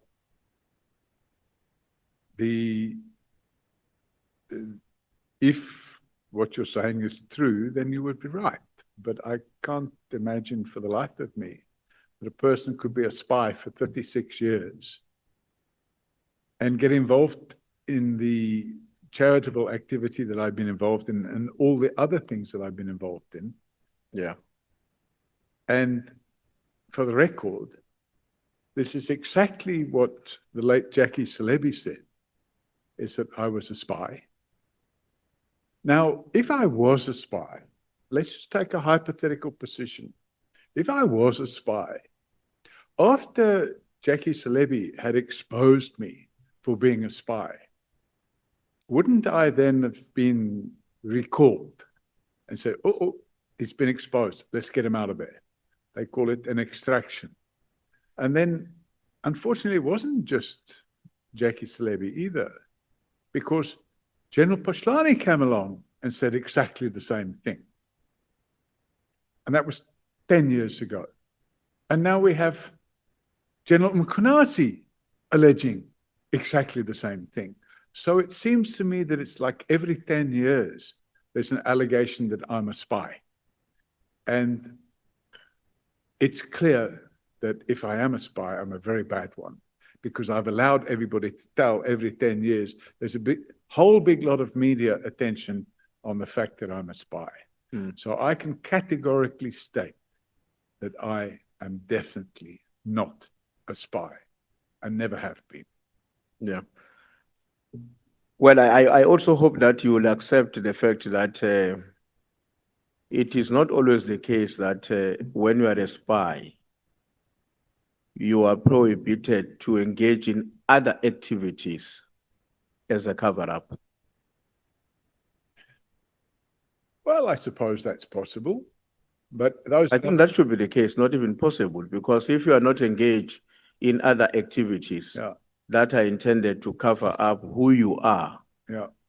then somebody makes an allegation against you, it will be easy for that allegation to be believed. But in order to rubbish that allegation or to work against it, you've got to intensify on this other aspect of your cover-up in a manner that confuses the society between what you are real, what you are, and what other people are saying. Shouldn't that be something we can also expect?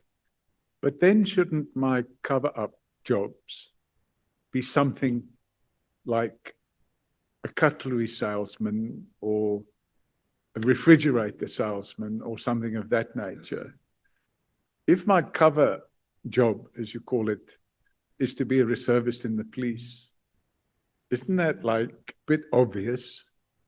So I think the mentality of saying because that person was a volunteer in the police and because he took a decision to start exposing corruption, he must be a spy.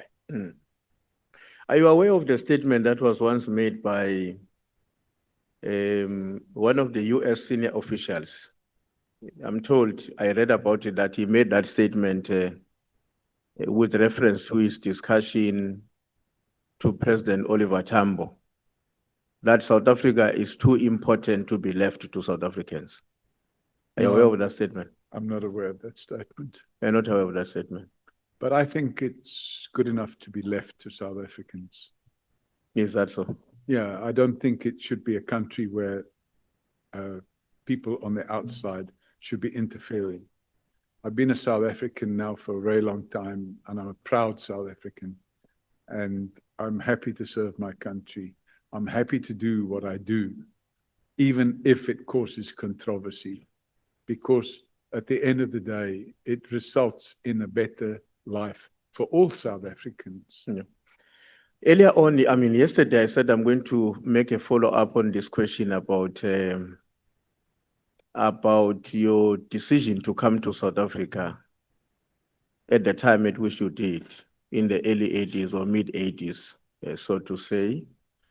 And the fact that you were making that decision already as somebody that is a military intelligence operative or a member of a military intelligence of the UK.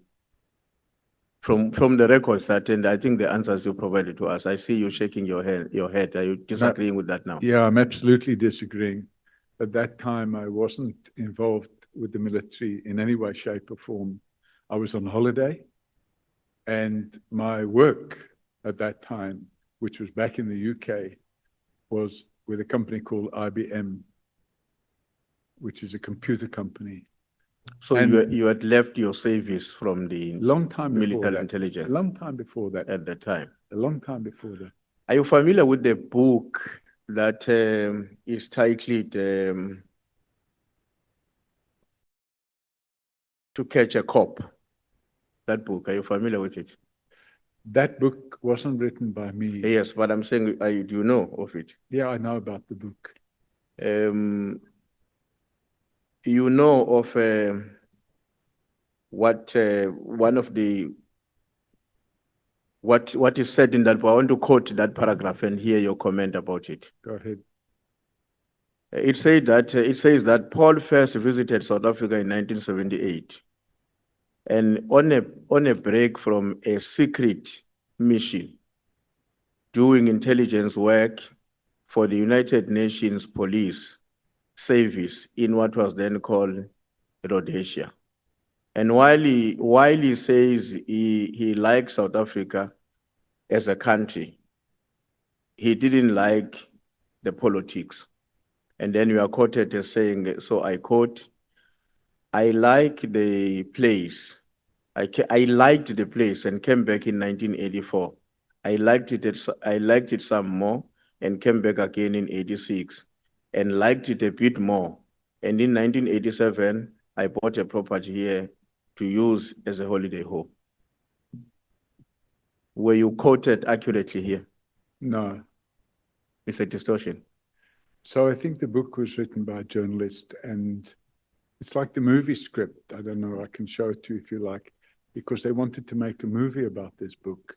And if you look at the movie script, in order to sell these things, what they like to do is put what they call spice in there, Yeah. make it sexy. Mhm. But I can assure you that was either a misunderstanding. But you know, a book is written. I can't tell a person, no, you can't say that they wrote it. But it didn't bother me. Okay. If it bothered me, I would have probably stopped the book from being published, because why on earth would I want to have all that in the public domain if I was a spy? Why were you not? Absolutely. Why were you unbothered about somebody saying you came from UK to visit a country in the continent of Africa on a secret mission? Why are you unbothered about that? Because the book had already been published. No, but you are saying you would have challenged it. Well, if you're going to challenge, let me explain something to you. Oscar Wilde is probably the greatest example of somebody who takes on a person who publish information that's not correct. And Oscar Wilde sued a newspaper called The Times of London. And he sued them for making defamatory comments. And eventually, I think somebody said, you know, it's better not to sue people that buy ink by the barrel. So I see a lot of defamatory things said about me in the media. And if I had to sue each and every one of those persons, I would have a team of lawyers working 7 days a week with litigation. And what would it do? It'd be a very big distraction to me, because I use this following analogy. Okay. If I have to stop and throw stones at every dog that barks at me, I'm never going to get to where I'm going. And my approach is very simple. I ignore all this stuff because I just haven't got time to deal with it. And that's probably one of the reasons why I don't bother with social media. Okay. Let's come back to this question about, if you spoke with authority about the fact that a meeting took place between the then President Thabo Mbeki and then Minister Bridget Mabandla, in which they discuss and Sorry, Stop. what paragraph is that? no, don't go to paragraph here because it might take longer. I'm just going to refresh your memory. Yeah, but I need to see the paragraph because Okay, but it's okay. You can look for the paragraph, but I will explain what I'm talking about. It has to do with the issue that former President Mbeki, when he was president at the time, Mhm. and Minister Mabandla, Mhm. sought to persuade, they were involved in an effort to stop the suspension. I mean, to avoid the charges being laid against Mr. Jackie Slip. So there's a conversation that you gave us here. You were explaining that they interfered politically. Let me summarize it in that way. That there was a political interference against actions that should have been taken on Mr. Jackie Slip. I opened a docket in that regard. We opened the docket in that regard. Yes. But on what basis, how did you know that there was that involvement, which included your assertion that this also has to do with what ultimately was supposed to be done to charge Mr. Zuma? Because, How did you know that this thing was happening? Were you in the meeting or one of them told you? no, because at the time when this took place, but it only came out later. At the time when this took place, Jackie Celebi, there was a arrest warrant issued. And it only came out later when a meeting took place with the president, Thabo Mbeki, and he was informed. And this is fact, it's common course, it was all over the media at the time. And what they said was that a meeting took place to inform the president as a courtesy that the intention was to arrest Jackie Celebi and to carry out the search of his home and his office. And it's my understanding, and it happened like a long time ago. It's my understanding that that meeting took place on either a Saturday or a Sunday afternoon, or it took place on a Friday afternoon. But a day later, Vusi Pikoli was suspended. And after he was suspended, a gentleman by the name of Mokoteri Mshay was appointed as acting NDPP.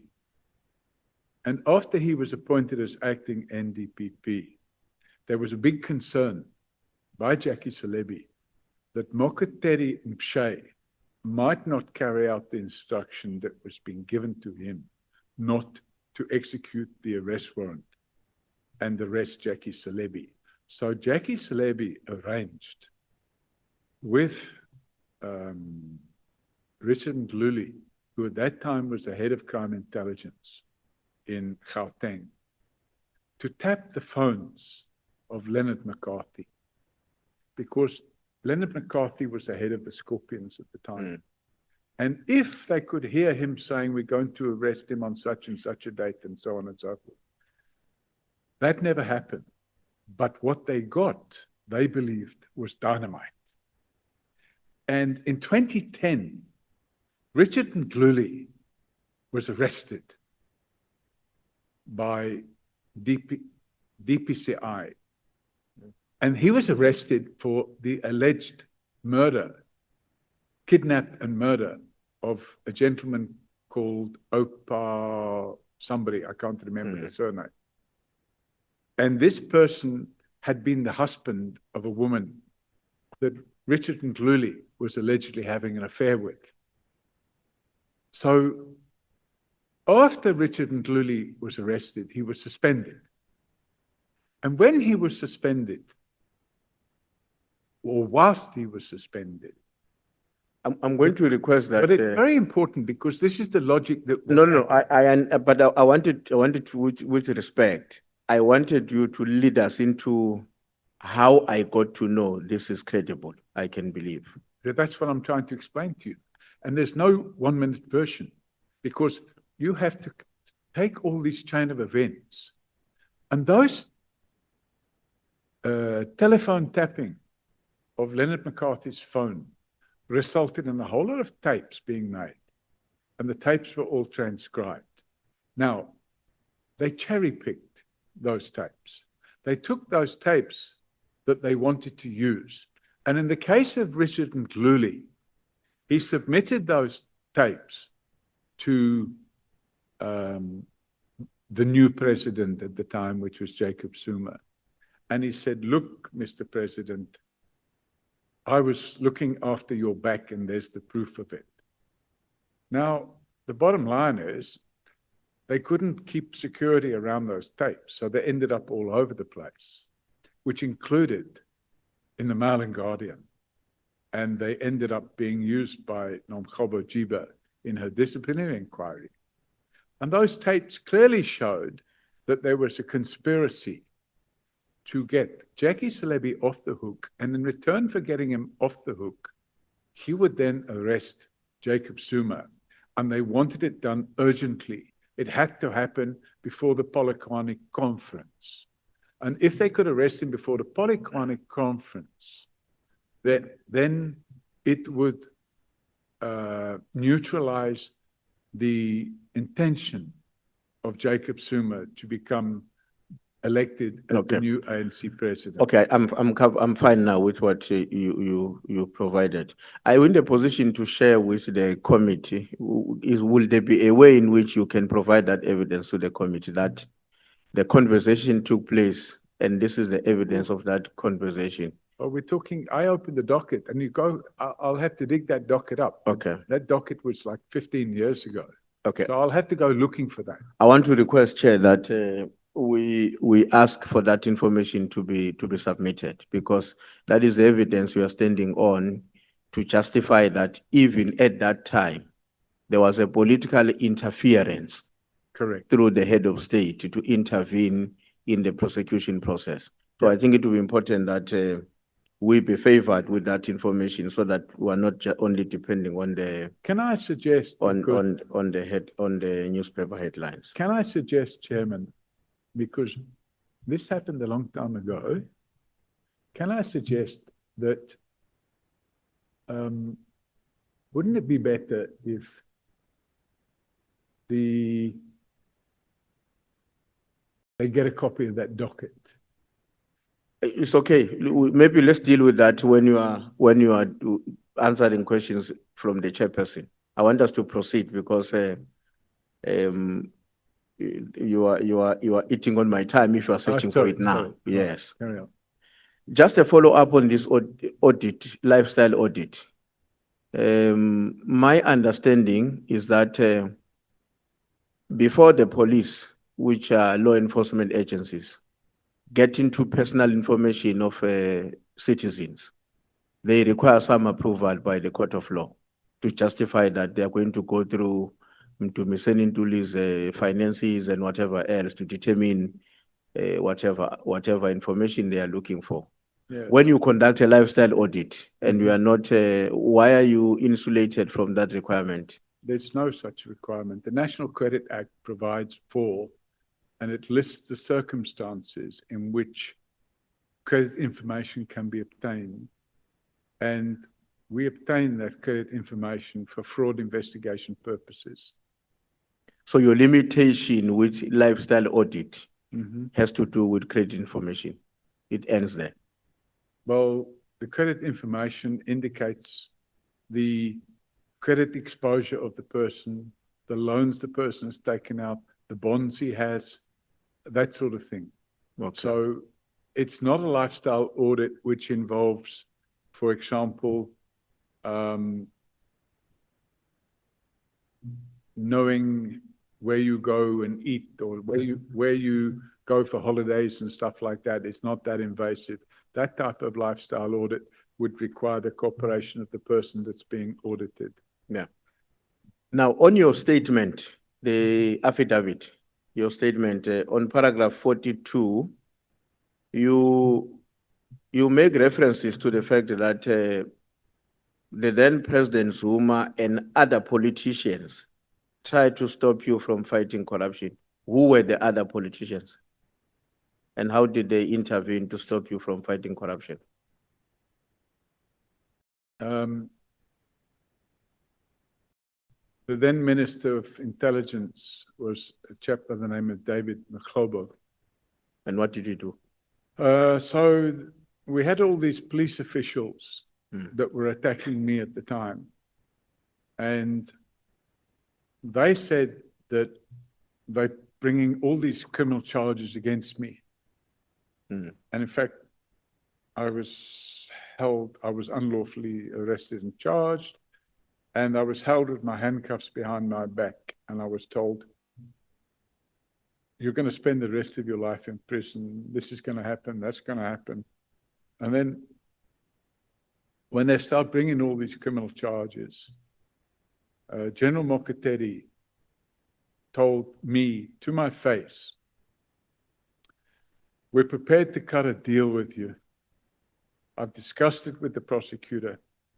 If you give up your citizenship and pack your bags and leave South Africa, we'll drop all the charges against you. So that kind of explains what the motive was going on. So I decided to start the process to try and get evidence of this conspiracy. So we asked them to put it in writing. But before it was put in writing, they didn't put it in writing. But before that, I said, okay, well, let's have a meeting then. You have a meeting with my attorney. And my attorney went to a meeting, and my attorney was told in no uncertain terms that the Minister of Intelligence wanted this to happen, and it had to happen very quickly, that I must be out of the country. So, and it wasn't just the Minister of Intelligence either. It was the Minister of Police. The Minister of Police was also involved. Who was it? You remember? Is it, I may make a mistake and then I'll be accused of naming the wrong person. So the Minister of Police at the time at which Minister David Mahlobo was a Minister of State Yes, in Security, so it's the 2017. Minister at that time. Yes, but I'll Okay. be correct in saying Clerco. Okay. Well, I may not Yeah, I remember as can't well, remember. but I get your point. Yeah. There is this issue about the computer, what you are calling is a metadata computer used on the report prepared by Mkwanas. I don't know whether you were referring to a particular report or the statement he delivered on the 6th of July last year. But you are making the point there on paragraph 47 that this was done from head office computer. What are you driving? What do you want us to understand about that? Okay, so when the original media conference took place, the impression was given that this was an initiative of General Mkhwanazi. And if this was an initiative of General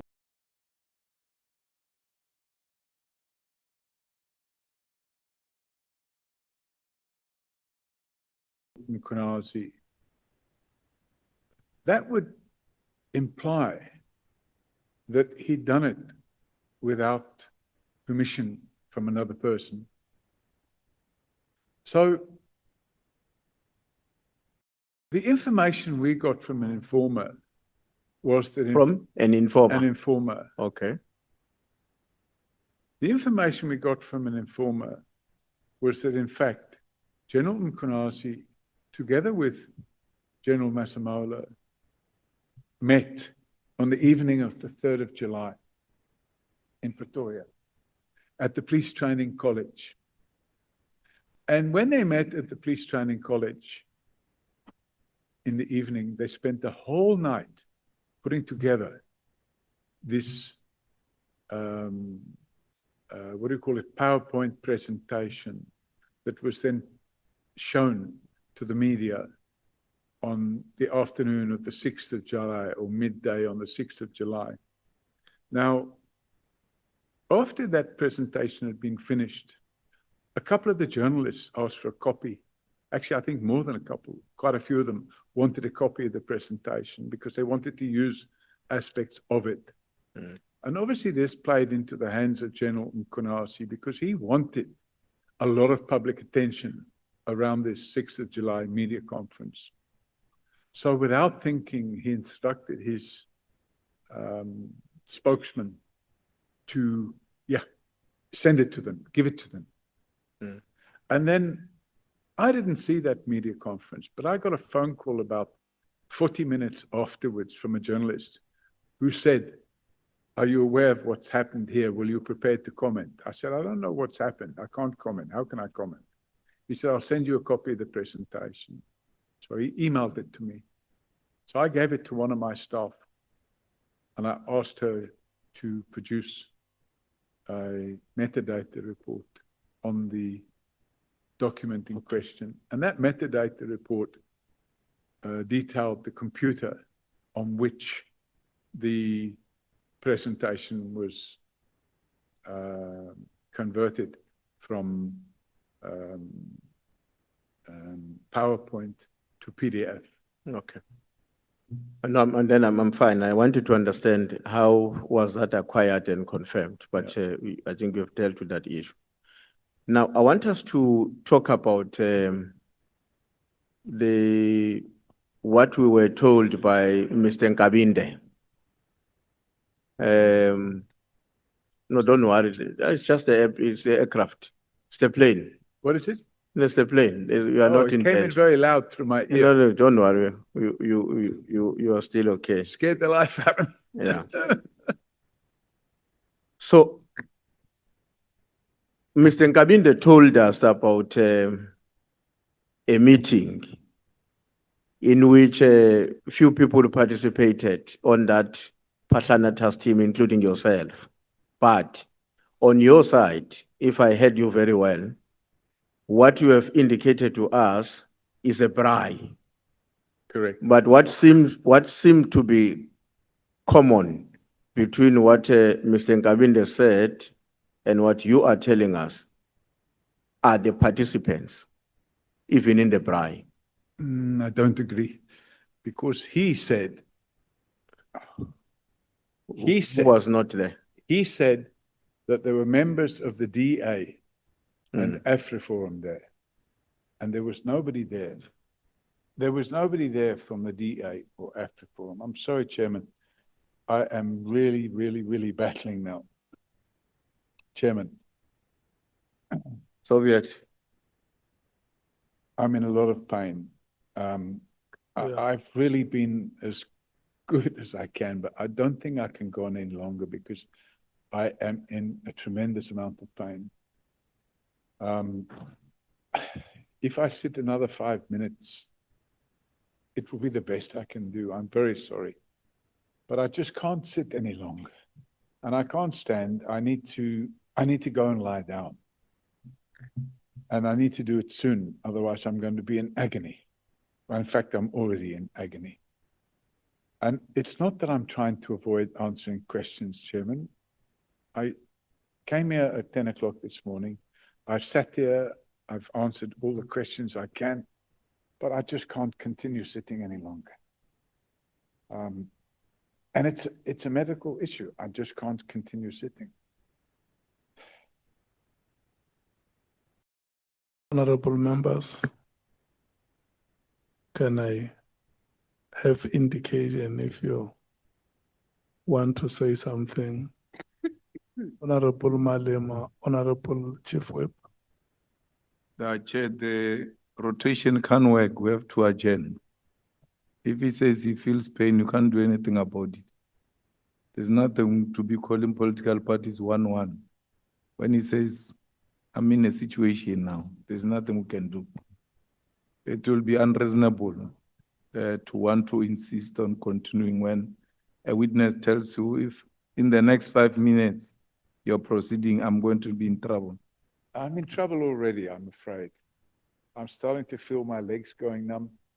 I've showed you a picture of what my spine looks like, and it's been reconstructed, and I'm sorry, but I just don't think I can continue any longer because I'm really feeling excruciating pain. Chief Whip. No, Chair, I wanted to suggest that, I mean, in a similar way as Honorable Malema, I think if it's impossible to proceed, it's impossible.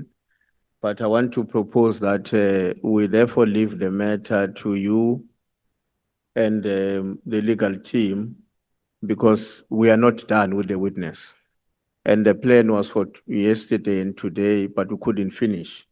And I think, and I hope you will leave here with an understanding that we are not done and we should therefore be getting another opportunity to conclude our work.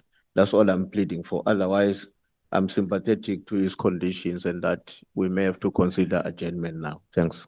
Chairman, if it's going to be another few minutes, I'd rather get it over and done with because my plan is to fly. I have still got business overseas, which I've interrupted to come here. And I need to be back overseas to deal with that business. So if I know it's only going to be another 5 or 10 minutes, what did somebody say? Okay, let me check with you. Well, I think you are presenting a valid case, like members have said.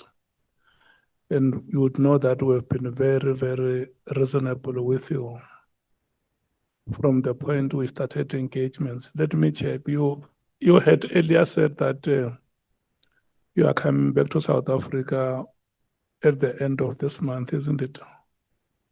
Yes, Chairman, but that will now be later because I've lost some time on the things that I was busy with. Yeah.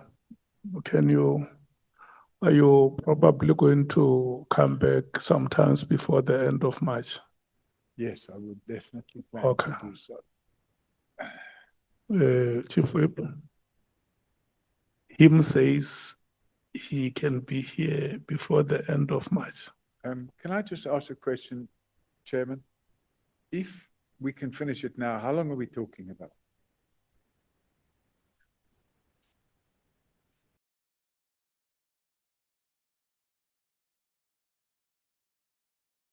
Chair, I think the ANC is still on the platform. When it finishes, the MK must take another 40 minutes. And And then the DA must has take another 40 minutes. 40 minutes. Then the legal team must take its own time. And we might have follow-ups on what the legal team says. So there's no 4 minutes here. Yeah, I'm not hearing any one of you cheering up, say, come on, Paul, come on, Paul. Eh, pardon me? Sorry, I can't hear you. The 24th. I don't know. I'd have to look and see. We can call you first on the 24th. You should be out after 2 hours. It means I have to fly down again. Well, from Joburg, yes.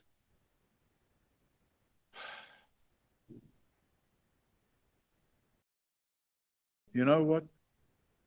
Let's just soldier on. I need to get this out of the way.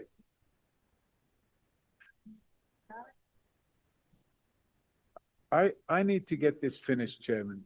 It's disrupting my life.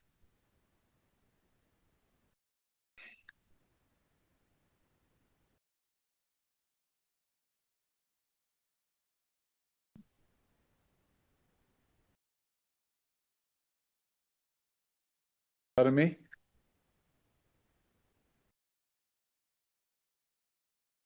No. Look, honorable members, I don't think that even if we were going to sit here and try to reason each other, we can mitigate the circumstances that the witness is presenting to us. We have to come to the end of the proceedings, and then we will discuss. There will be discussions between the witness and the legal team to see how we can allocate other time to come and conclude these proceedings. Honorable Skosana. Thank you, Chair. I'm not sure whether I heard our witness well when he says, you know, this thing is disrupting his life. He wants to finish it off. Now, my proposal would be, if that possible, if there's medication, maybe we break for lunch, for dinner, and then we come back, we finish. Otherwise, if he has to fly back here, it means it's no longer the citizen here. It looks like he has already, it's now somewhere in Europe, but we have to finish it. Whether it's today or if he's prepared to come back. But for 2 hours, I think he can take it. I don't know. So we're now talking about finishing at 9 p.m. Is that what we're saying, Chairman? Yes, that is essentially what is being said. Not even 9. We need an hour with the two honorable members. We need roughly 30 minutes with our legal team. And there may be members who may want to clarify certain. You are a witness of interest. And it has not been said by these members. It was said by yourself. Remember yesterday, you said, I want to be given enough time. Yeah, but I thought we'd be finished by now. With all due respect, I think if we can finish by 9, I'm going to suffer the pain and let's get it over and done with. But if it's going to be past 9, Chairman, I can't carry on.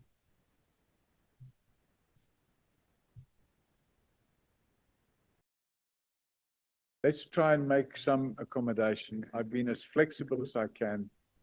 I have come here. I have done out of my way. I would have been happy to start earlier this morning. If we can get this out of the way in the next 2 hours, I would say let's do it. But if that means somebody can't have 40 minutes, they must only have 30 minutes. Can't you just make an accommodation so that we can finish this, Chairman? Yeah. Look, my challenge is that if you present to us that you are in pain, none of us is a doctor here or has expertise in medicine. I've been in pain all my life for the last few years. So at the moment, it's just very bad pain. But if I know that we can be finished at 9 and I can be gone, I'm going to soldier on and do the best I can to get out of here. Can I see if there are members who will want to ask clarity-seeking questions?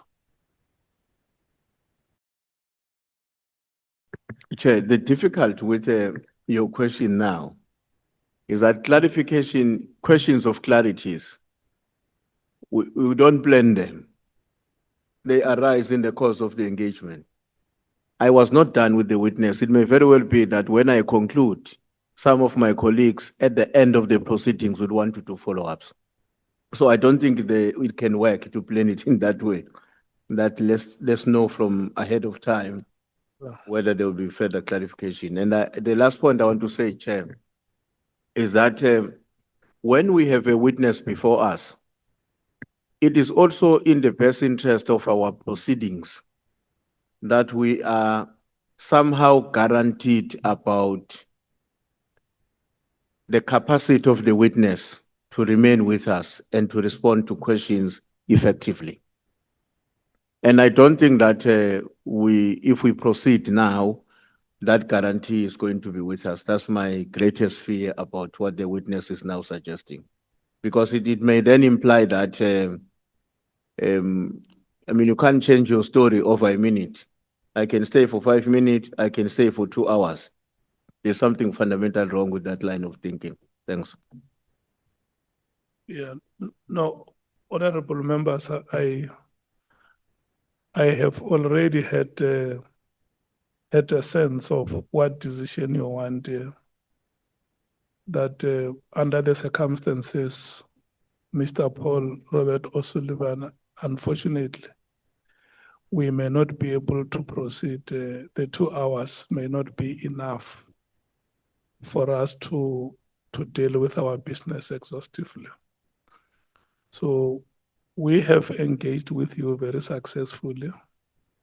Can I make a suggestion, and- Chairman? We are going to have those engagements again to look for a suitable date.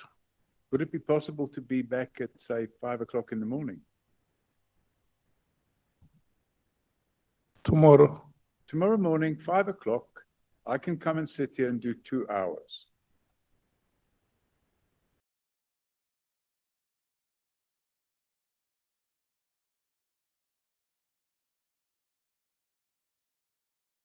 I will have had a few hours lying down. Pardon me? I don't know about that. Oh, yeah. Thank you, Chair. Hence I was saying, Chair, I think if you can go for a break, he takes medication I don't have any. for more than an hour, or you relax for an hour. Then we can finish around 10, 11. Well, I'm not able to finish at 10 or 11. Sorry, what I need to do, Mokgalaka, Mr. Paul O'Sullivan, you are the one who put us in this thing. We're proceeding very well. And you said to us you are in pain. And you are not saying to us alone that you are in pain. You are speaking to the country and to an extent the continent and the world that you are in pain. After you told us that you are in pain, and then we still insist that we must proceed, we are going to appear like horrible people who are inconsiderate. So a witness before us must be fit and proper. You just told us now you are not fit and proper because we've got a difficulty. So it can't be you who now says, okay, I can take 2 hours, I can take 5 minutes. After you said to us, I'm in pain now. I'm quoting you verbatim. You said, I'm in pain now. Once you say you're in pain now, we must stop now. There's nothing we can do because we are going to look. The next thing, something bigger happens to you there. It's going to be our responsibility. So we must not look irresponsible. We want to conclude with this thing, and we hope that you and the legal team, they will find a way and a date which is going to be shorter, not even long, not the whole day, 2-3 hours, then we are done. You are off this matter and you concentrate on other things. But it will be unfair for you to ask us to proceed after you said to us you are in pain, meaning you are not fit and proper to appear before us. Thanks, Chair. yeah. That is it's a very good summary, you see. When the chief whip came here to the presidium, he was whispering the same to me to say, what if? And I don't think that we Yeah. should take lightly what the witness has said, and Honorable Malema has said it oppositely. Yeah, let me, Chair, through you, second Honorable Malema on that, because, and the Chief Whip, if he has said that to you, perhaps it would be proper, because I was out, when this matter was discussed, but I understand, if he is in pain, and if anything happens here, we'll be in trouble. I think that let's be accommodative for him, and let's see. I'm not sure about the date, but let's have the date, because this ad hoc committee must finish its work, and there's timelines. The speaker, has gave us an extension in the past, and I think as well, this must come to an end. It can't go on forever, Chair. Thank you. Yeah, so, Advocate, Honorable Chair, honorable members, I propose that we adjourn and we fix a date like we would in a court so that you can direct the witness to appear on the 24th of February when we have two witnesses lined up, 2 other witnesses who would be a few hours each. yeah.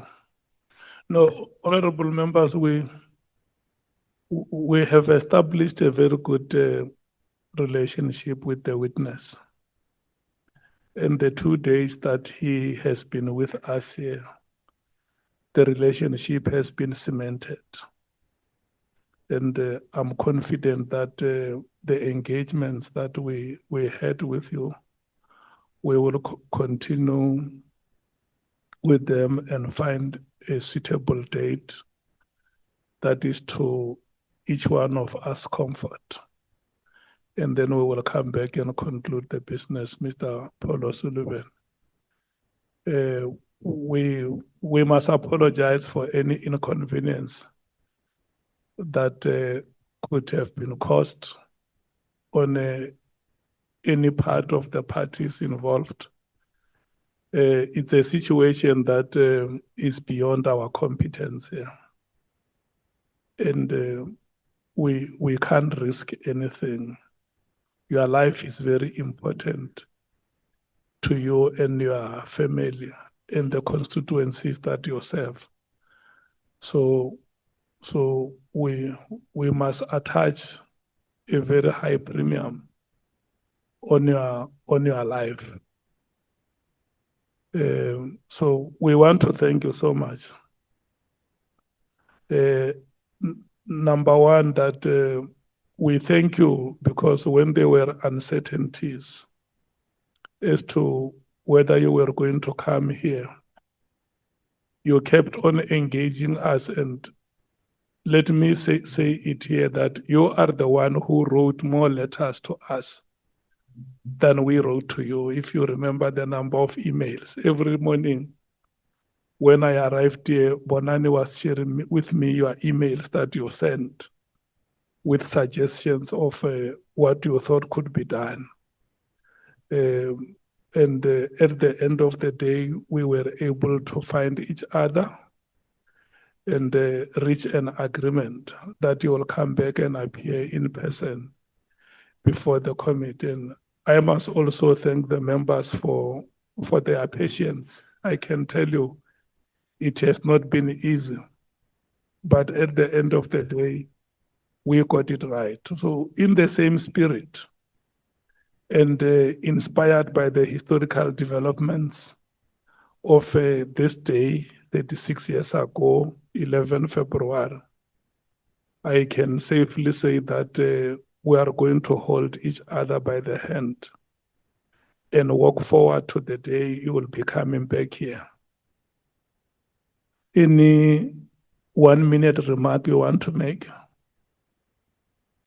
Sorry, Chair. Do you have any remark that you can make in 1 minute?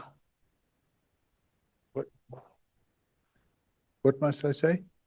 Would you like to make a remark? Anything you'd like to say in closing? No. I think I just want to go and lie down. Because I'm in a lot of pain. Unfortunately, it is what it is. I've supplied, or I've shown you a copy of how my spine looks. It's not good. And this is the price I pay for being a crime fighter, because I was shot. And that bullet damaged my spine. And I'm now suffering badly because of it. So I would like to just arrange a date where I can make sure I can come back and finish this off. Yeah. Thank you. Thank you so much. Honorable members, we have come to the end of today's proceedings. You can rise and leave the chambers.